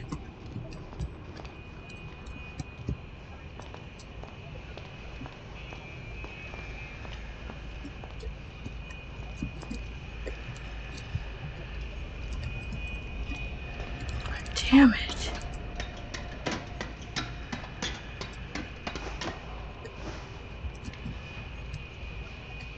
Is there any place I can heal then?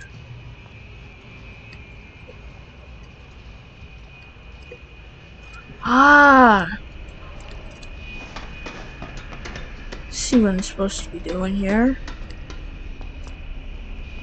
Okay.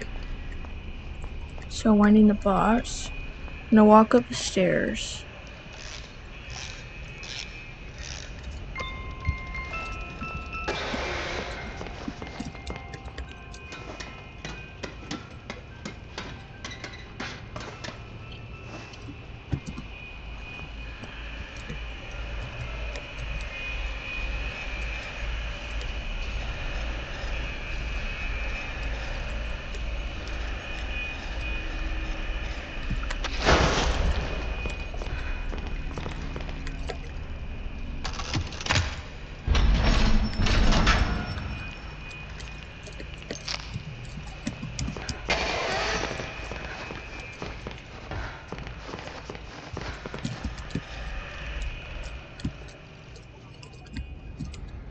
That's right.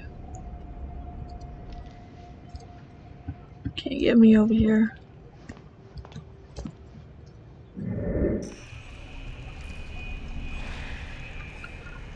Okay. Good part is I made it this far.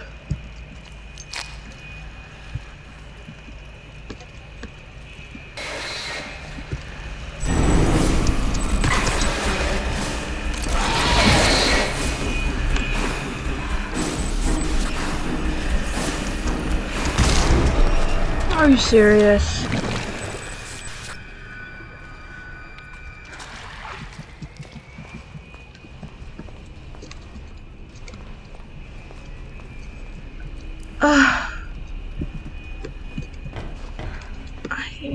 Why?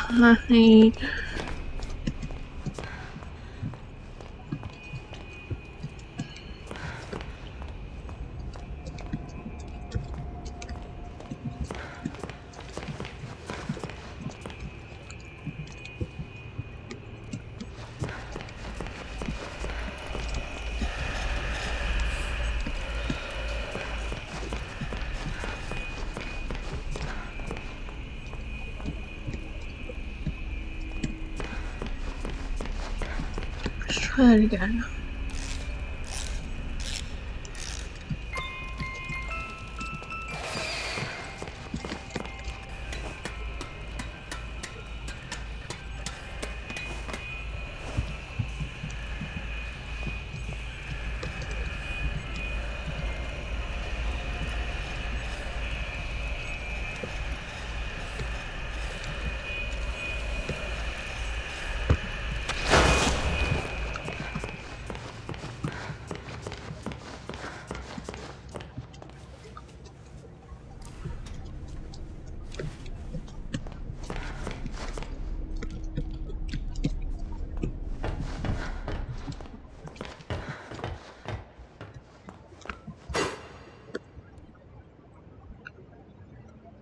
What happened? I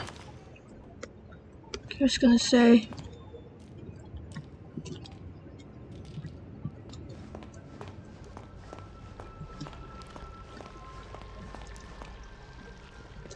There you are, thank goodness. Wilson's waiting for you downstairs in the laboratory when you're ready. But first, can I get your help with something? Sure. Normally, I wouldn't ask this of a guest, but with all that's happening, I can't sneak out and get things like I usually do. Do you think you could pop round to the farmer's market back in town and find me a few ingredients? We're running quite low in the kitchen, and I was hoping we could all celebrate tonight with a lovely supper. Won't take but a moment if you go by train. Up to you. No pressure. You need to travel, take the train. Just the way we need to travel between Wilson's Retreat and downtown. Next train is always on time. To Farmer's Market.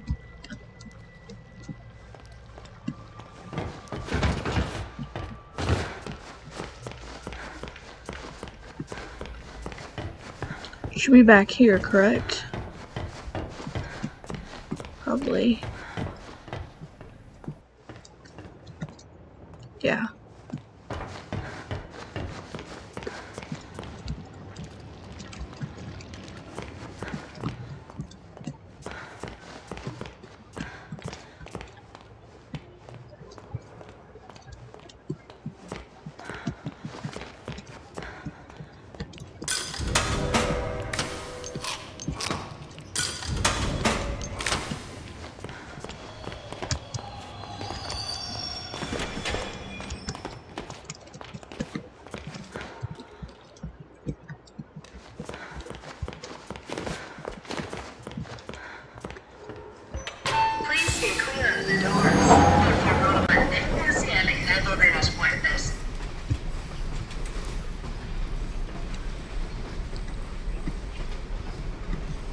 Okay.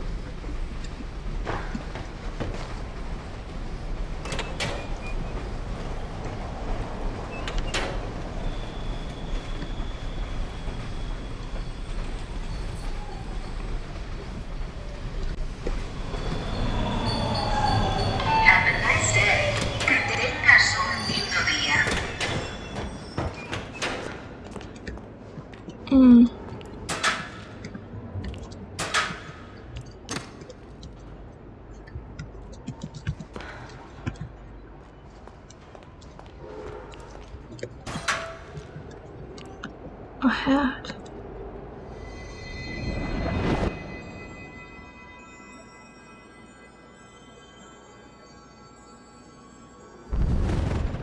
Top of memory.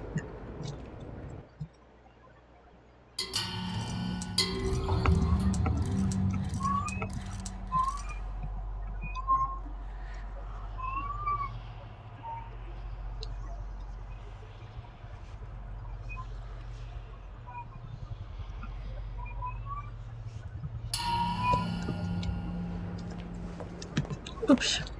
Caps lock. I accidentally clicked that. Oopsies. I meant to click the shift.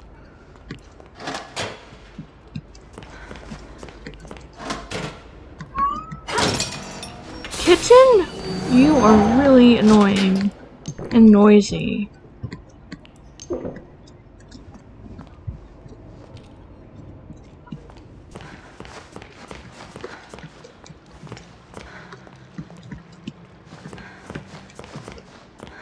My guess is it's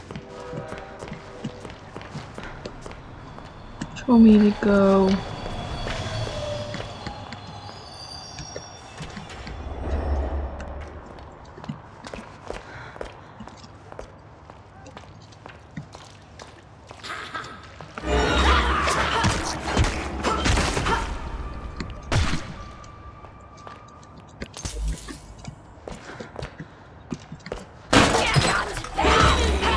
okay, I didn't know they could do that.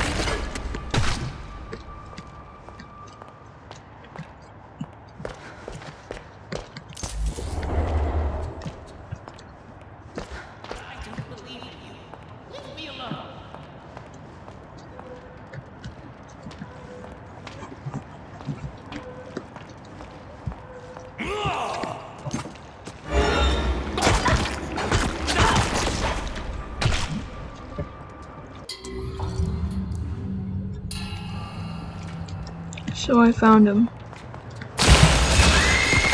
What? Ah, oh, Carly.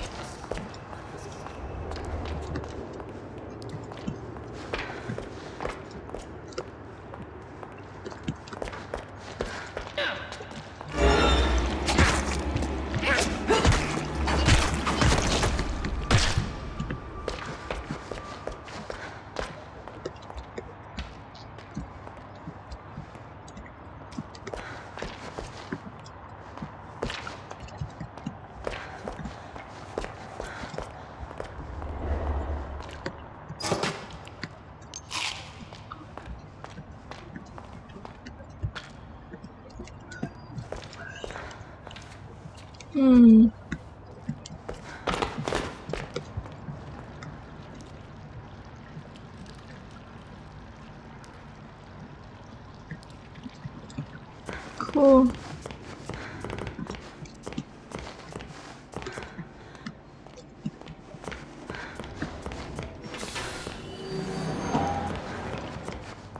Huh. I just went back in a circle.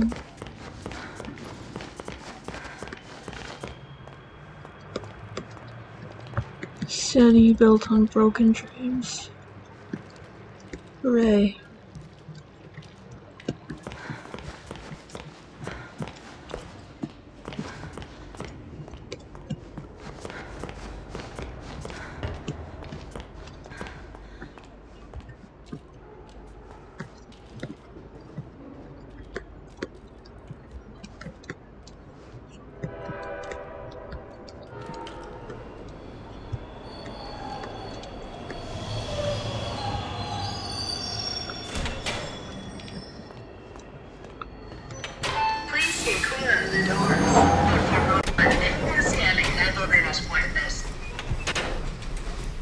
Okay.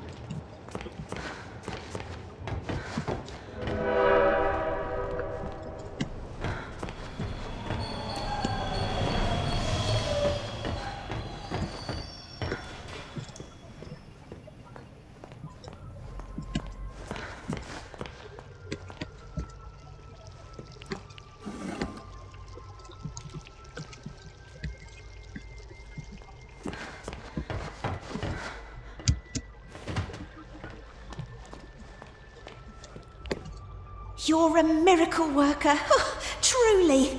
Oh, I only wish there was something I could do for you. Oh, wait. I spotted something in the fountain yesterday. Don't know what it's for, but you're welcome to have it. You better go see Wilson downstairs. He's been waiting ages.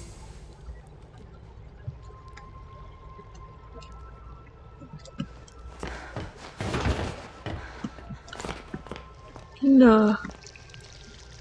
Fountain?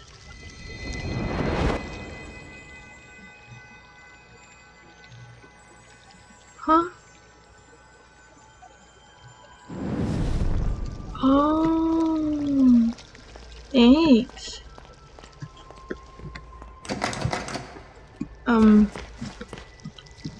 Say downstairs. Why do you say downstairs? It's not really downstairs, is it?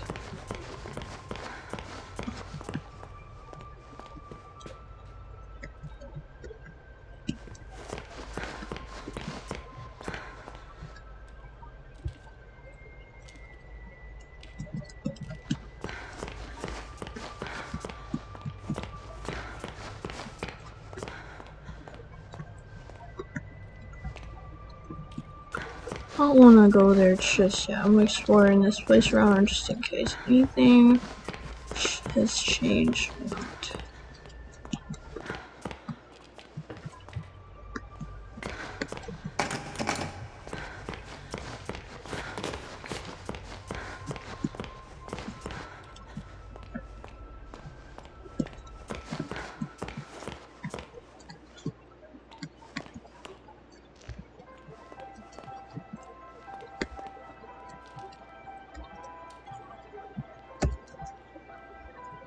Barely. It's not playing.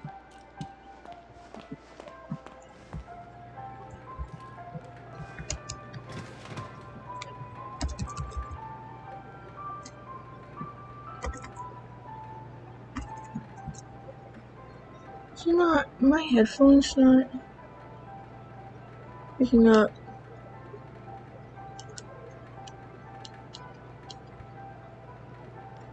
Huh?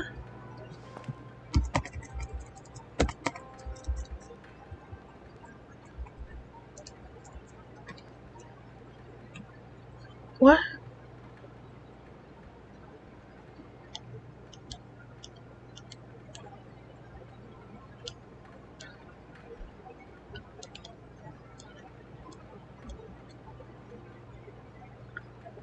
I don't think these are connected properly. Whatever.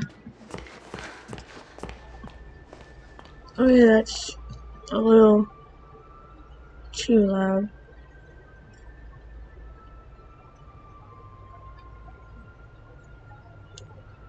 Yeah, I hand messed the volume on here.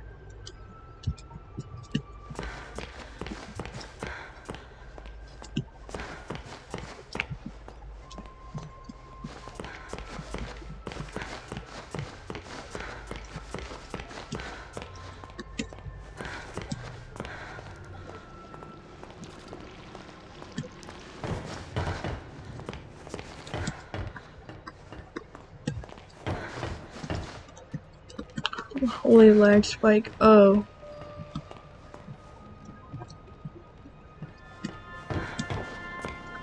Jesus.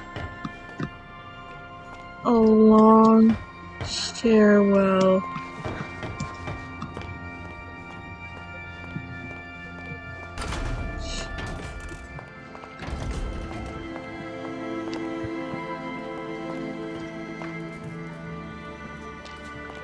What's with the music?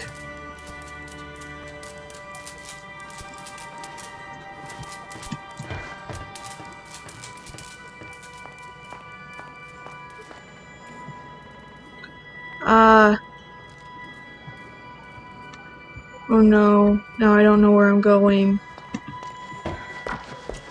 because of the lag.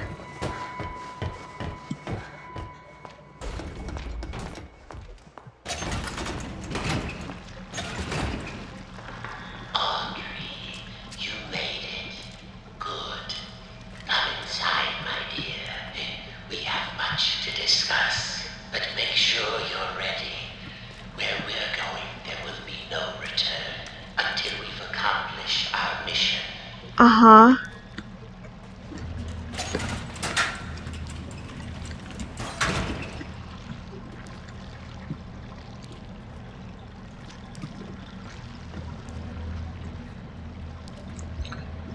Sure, Wilson. Thank you for coming all this way. The Ink Demon is a formidable foe. To truly destroy such a monster, he must be dethroned, humiliated. For months now, I've been working on something that will do exactly that. Cast out the demon, and put a new deity in his place. Stronger, more powerful, and controllable. Together, we just need to unleash our ultimate weapon. Come, let me show you my creation.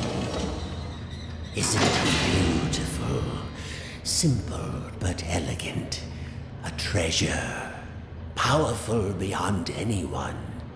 The Ink Demon will fall, and we can have peace at last. It could work, but it sounds risky.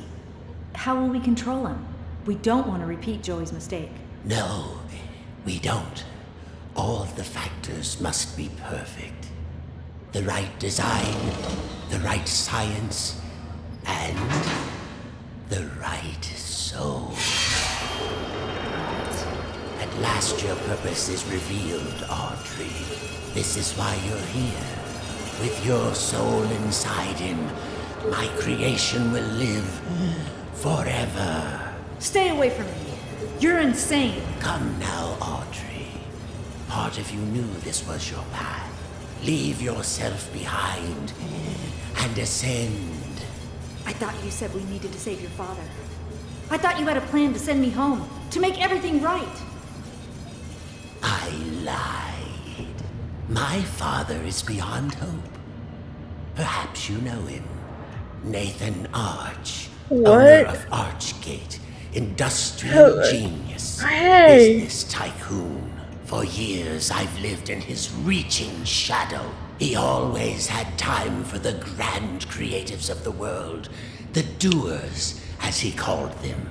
He knew only the best, the biggest thinkers. How could his lowly son ever hope to compete with that? But now, thanks to you, I can. No need to struggle. My signal prevents you from using those devilish powers of yours. And more importantly, keeps the ink demon from getting in. It's time to die, Audrey, and live again. How about you first? As a god. How about you first, you psycho? No, not this time.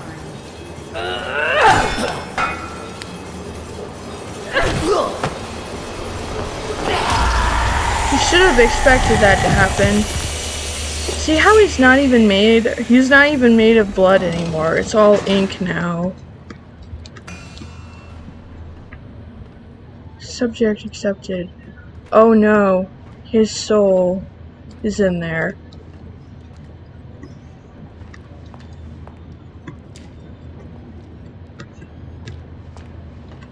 Cool, we killed him. That was fun. But I bet he's not dead. I bet he's within some other monster or something. I decided to go for a walk this morning. Took a little stroll down to the park. Enjoyed the warm sun for a while. Found a quiet bench. Even grabbed a hot dog. It's been ages since I've done that. Tessa would kill me if she knew I've been off my diet. When I got back to the office, I stopped by the animation department and said hello to the troops. My gosh, they're getting younger every day. Either that or I'm just getting older. It all made me realize time is moving on. The hard struggles don't seem as dire as they used to. Life has other value. I think I'll go home early today. Maybe I'll even pick up a hot dog for Tessa.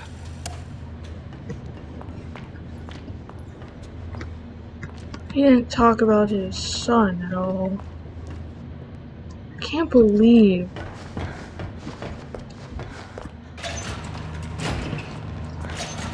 Can't believe. I can't actually believe that. I didn't actually expect that.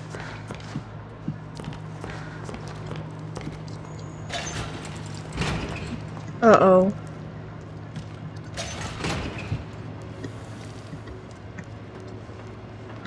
I can't go in there. Can I? No, I can't. I was curious if I could or not. You were birthed from the darkest shadows. Or it's time to ask the question. No.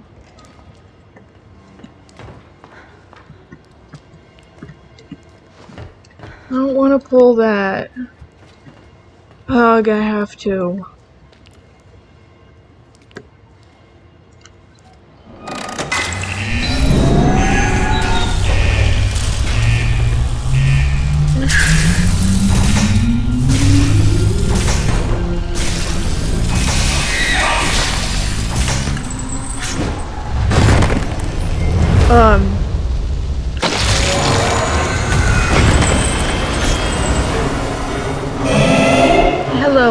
is that you inside there? Probably.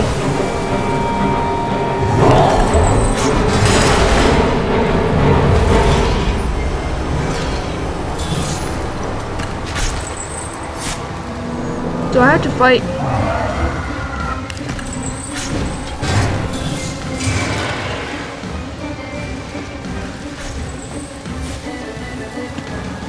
Fully charged jump pipe required.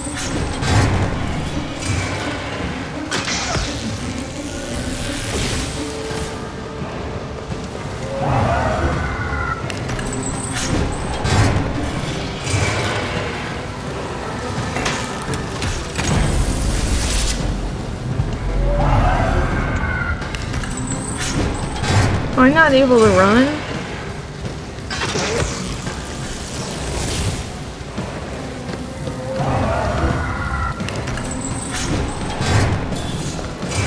I have to go in the order it wants me to.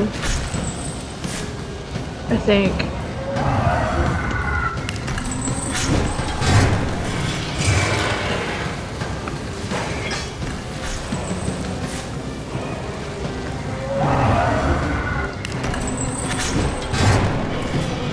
What am I supposed to do?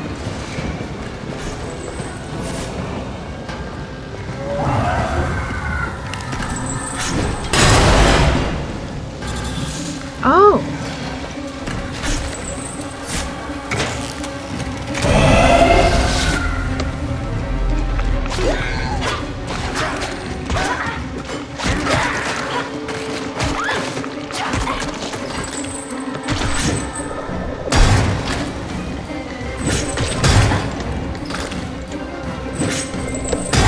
Ow.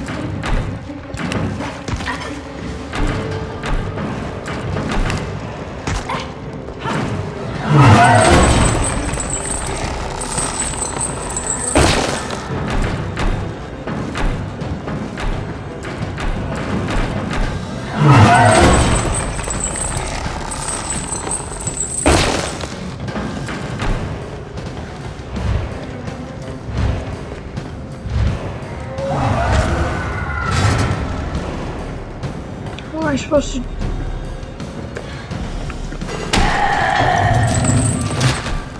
Oh.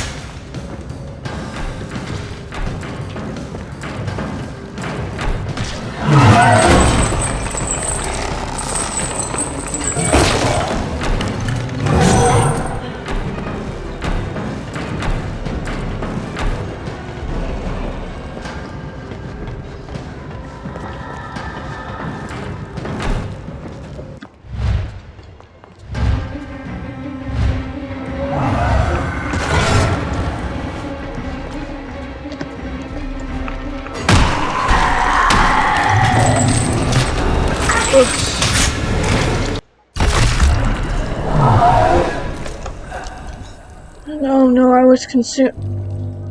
Fuck. How am I gonna... Okay, load autosave.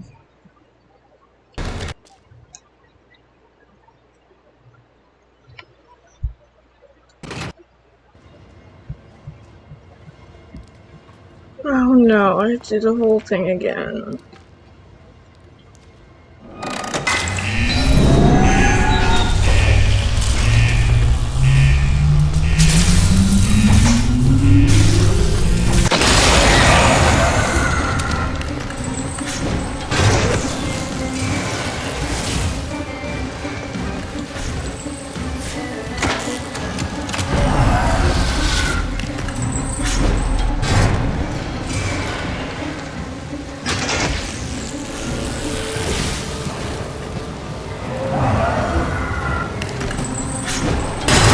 Ow.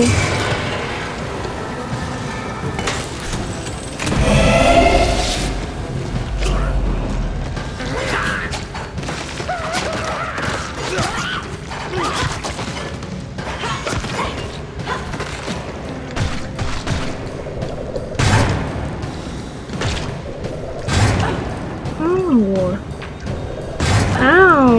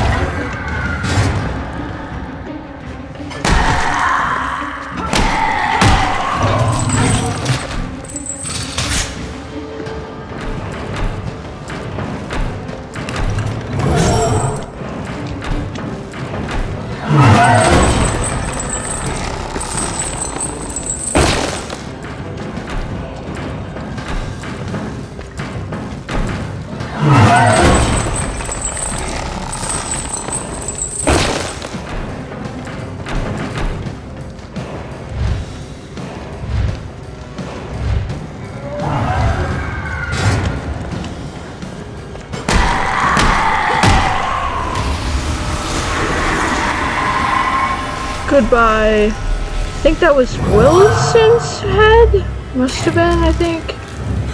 Uh-oh.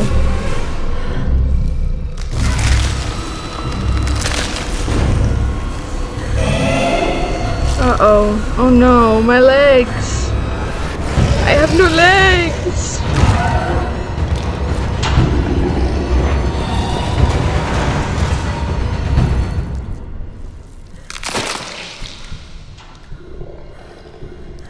What do you do?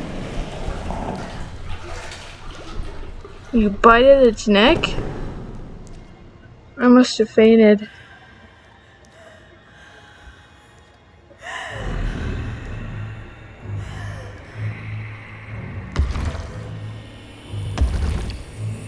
Yeah, the ink follows him. That's his cool thing about him. It's time. Your road is broken. Join the dark tunnel and give in to your suffering. You have nothing. You are without purpose. Your very existence was a terrible lie. Oh my gosh. You were a mistake. My hands are so sweaty. Like me. Not I will make you strong. I will make you meaningful. It's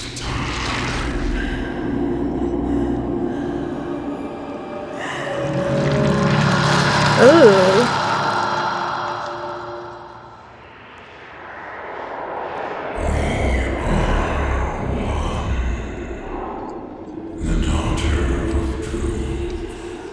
Oh wow, Audrey's the daughter of Drew. Who would have guessed? I kind of figured.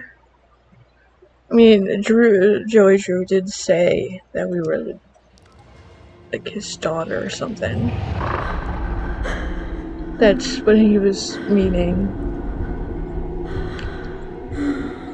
What's happening to me?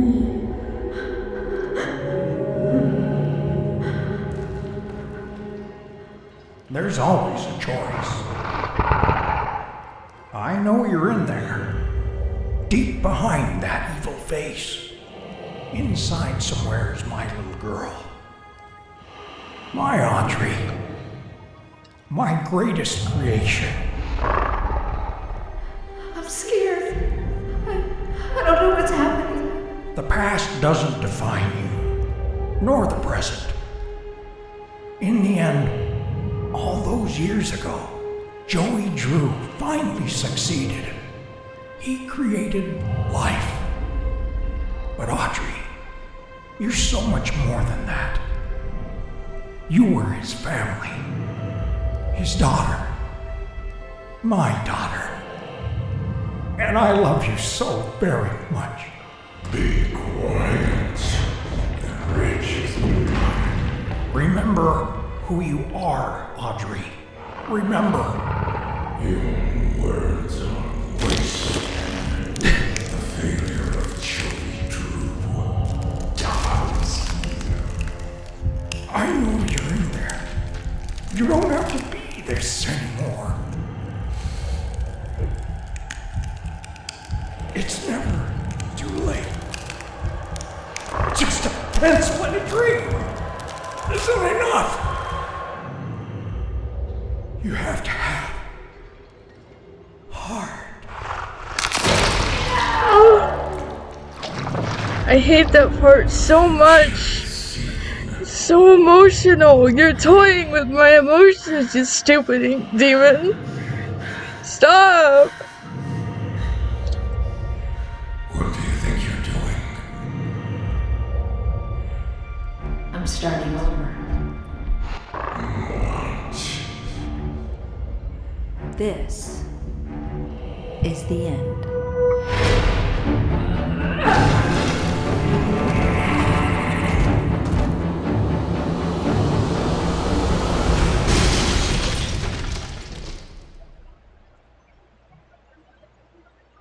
Oh yeah.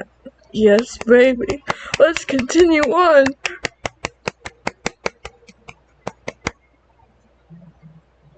I've been waiting for this moment all my week. I just stole that from Skylanders. Stole that from Skylanders Academy. Yes, we're Just stop. What makes you think you can defy me? Arise, domain. Destroy this creature.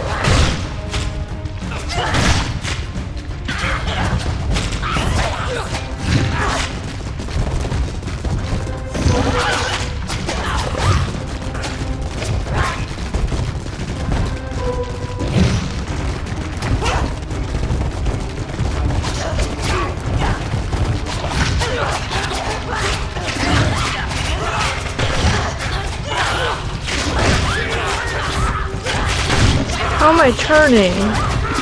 Oh. That's how I'm turning, okay. That's a weird way. I don't use...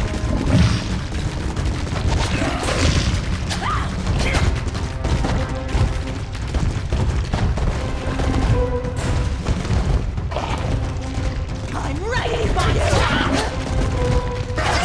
Why?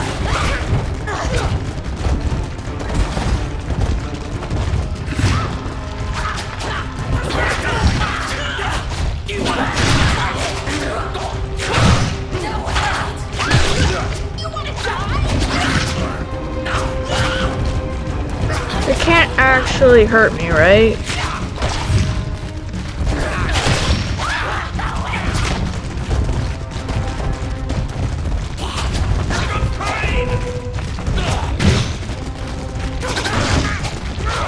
These guys are like little insects. The shut. You are surrounded. There can be no victory. Now, you will die.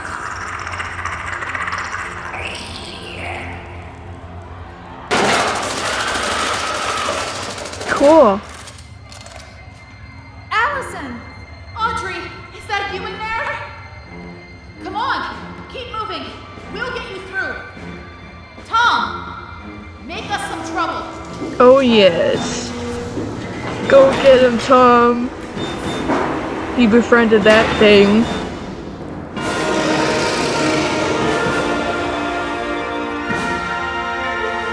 Audrey, run!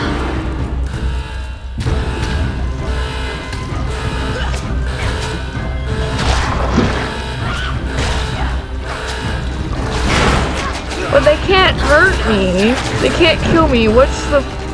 Guys, get... Bobby. I love him so much.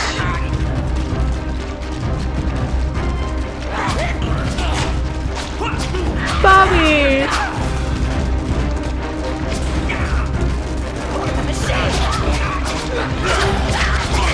I got this. Just keep fighting. The ink demon rises! Surrender yourself to the Lord of the Dark Tunnels! Can I kill him? To believe!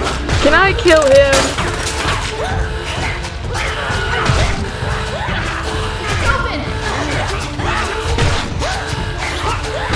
Isn't there some kind of smash thing that I can do? These guys are so annoying. There's like little pets following me. I'm digging the music. Can I destroy that thing? Okay, I can't. Never mind. Do this.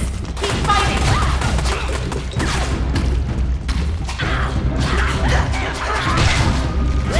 Keep going. You'll be all right. Good luck, Audrey.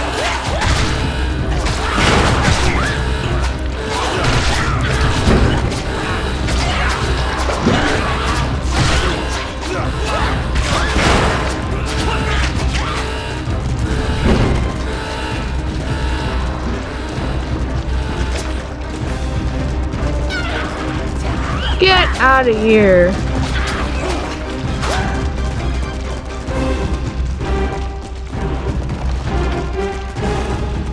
Dead end. Now what? Need some help? Henry, you came. Where? Some battles are worth fighting for, even a million times. Come on, I found a projector up ahead. Run for it.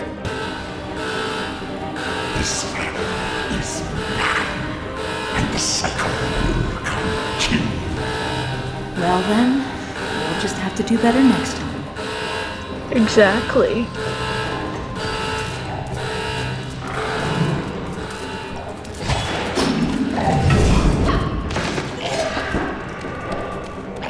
Henry, Tom, Allison, are all fighting over here.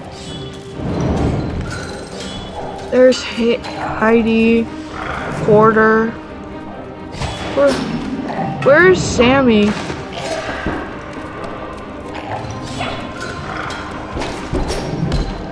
Here's the Butcher Gang. Oh well, here we go.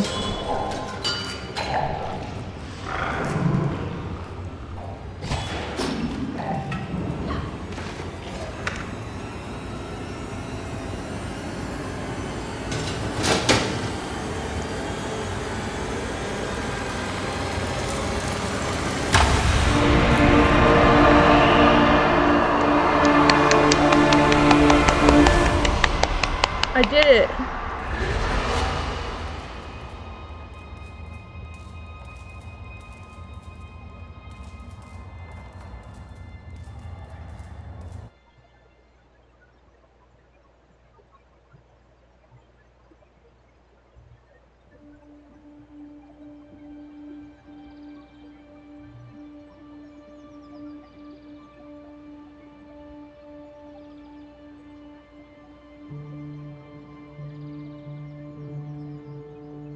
My father once told me that just because we're born of darkness doesn't mean we belong to it.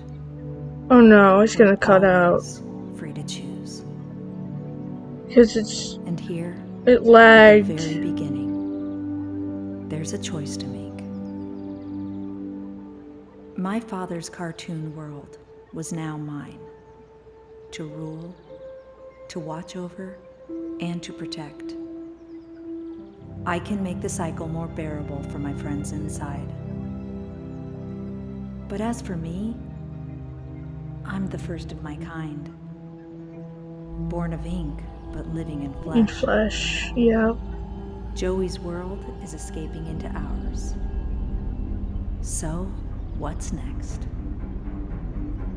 Who can really say? Hi Betty.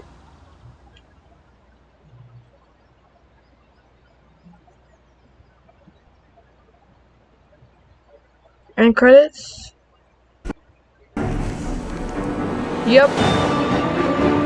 Dun, dun, dun, dun, dun, dun, dun, dun.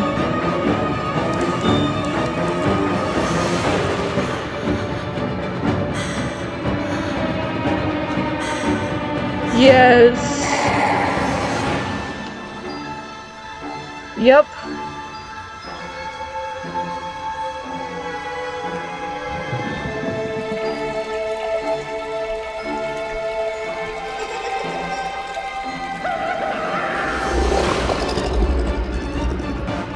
He's so cute with this little train though. Ooh. The person is one voicing.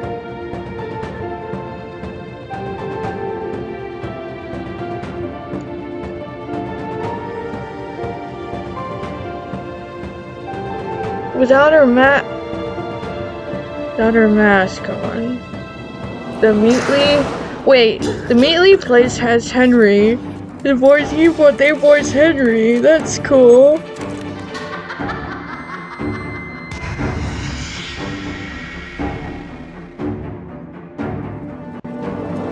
I bet. That is pretty cool. Aww. What a cute drawing of Joey and Audrey together. It's cute.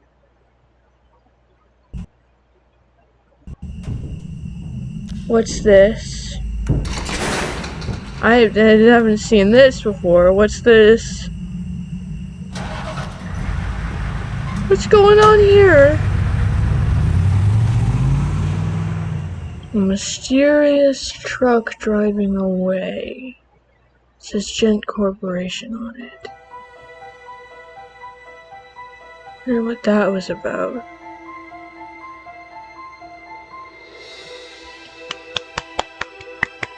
That was a good game, though.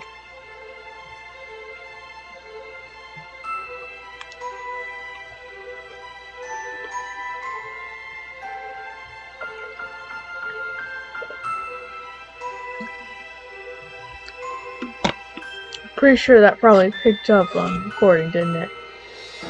Me drinking water. Yeah, I know, it's very noisy. There is literally nothing normal about me.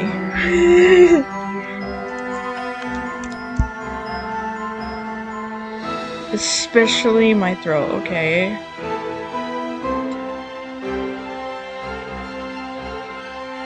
My jaw's not normal. My rib cage is not normal. Nothing is normal. The way I walk's not normal. My back's not normal.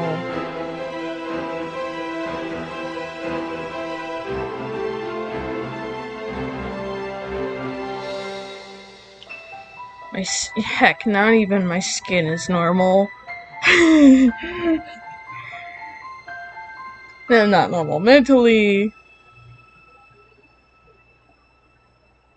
Or physically. Or any of it.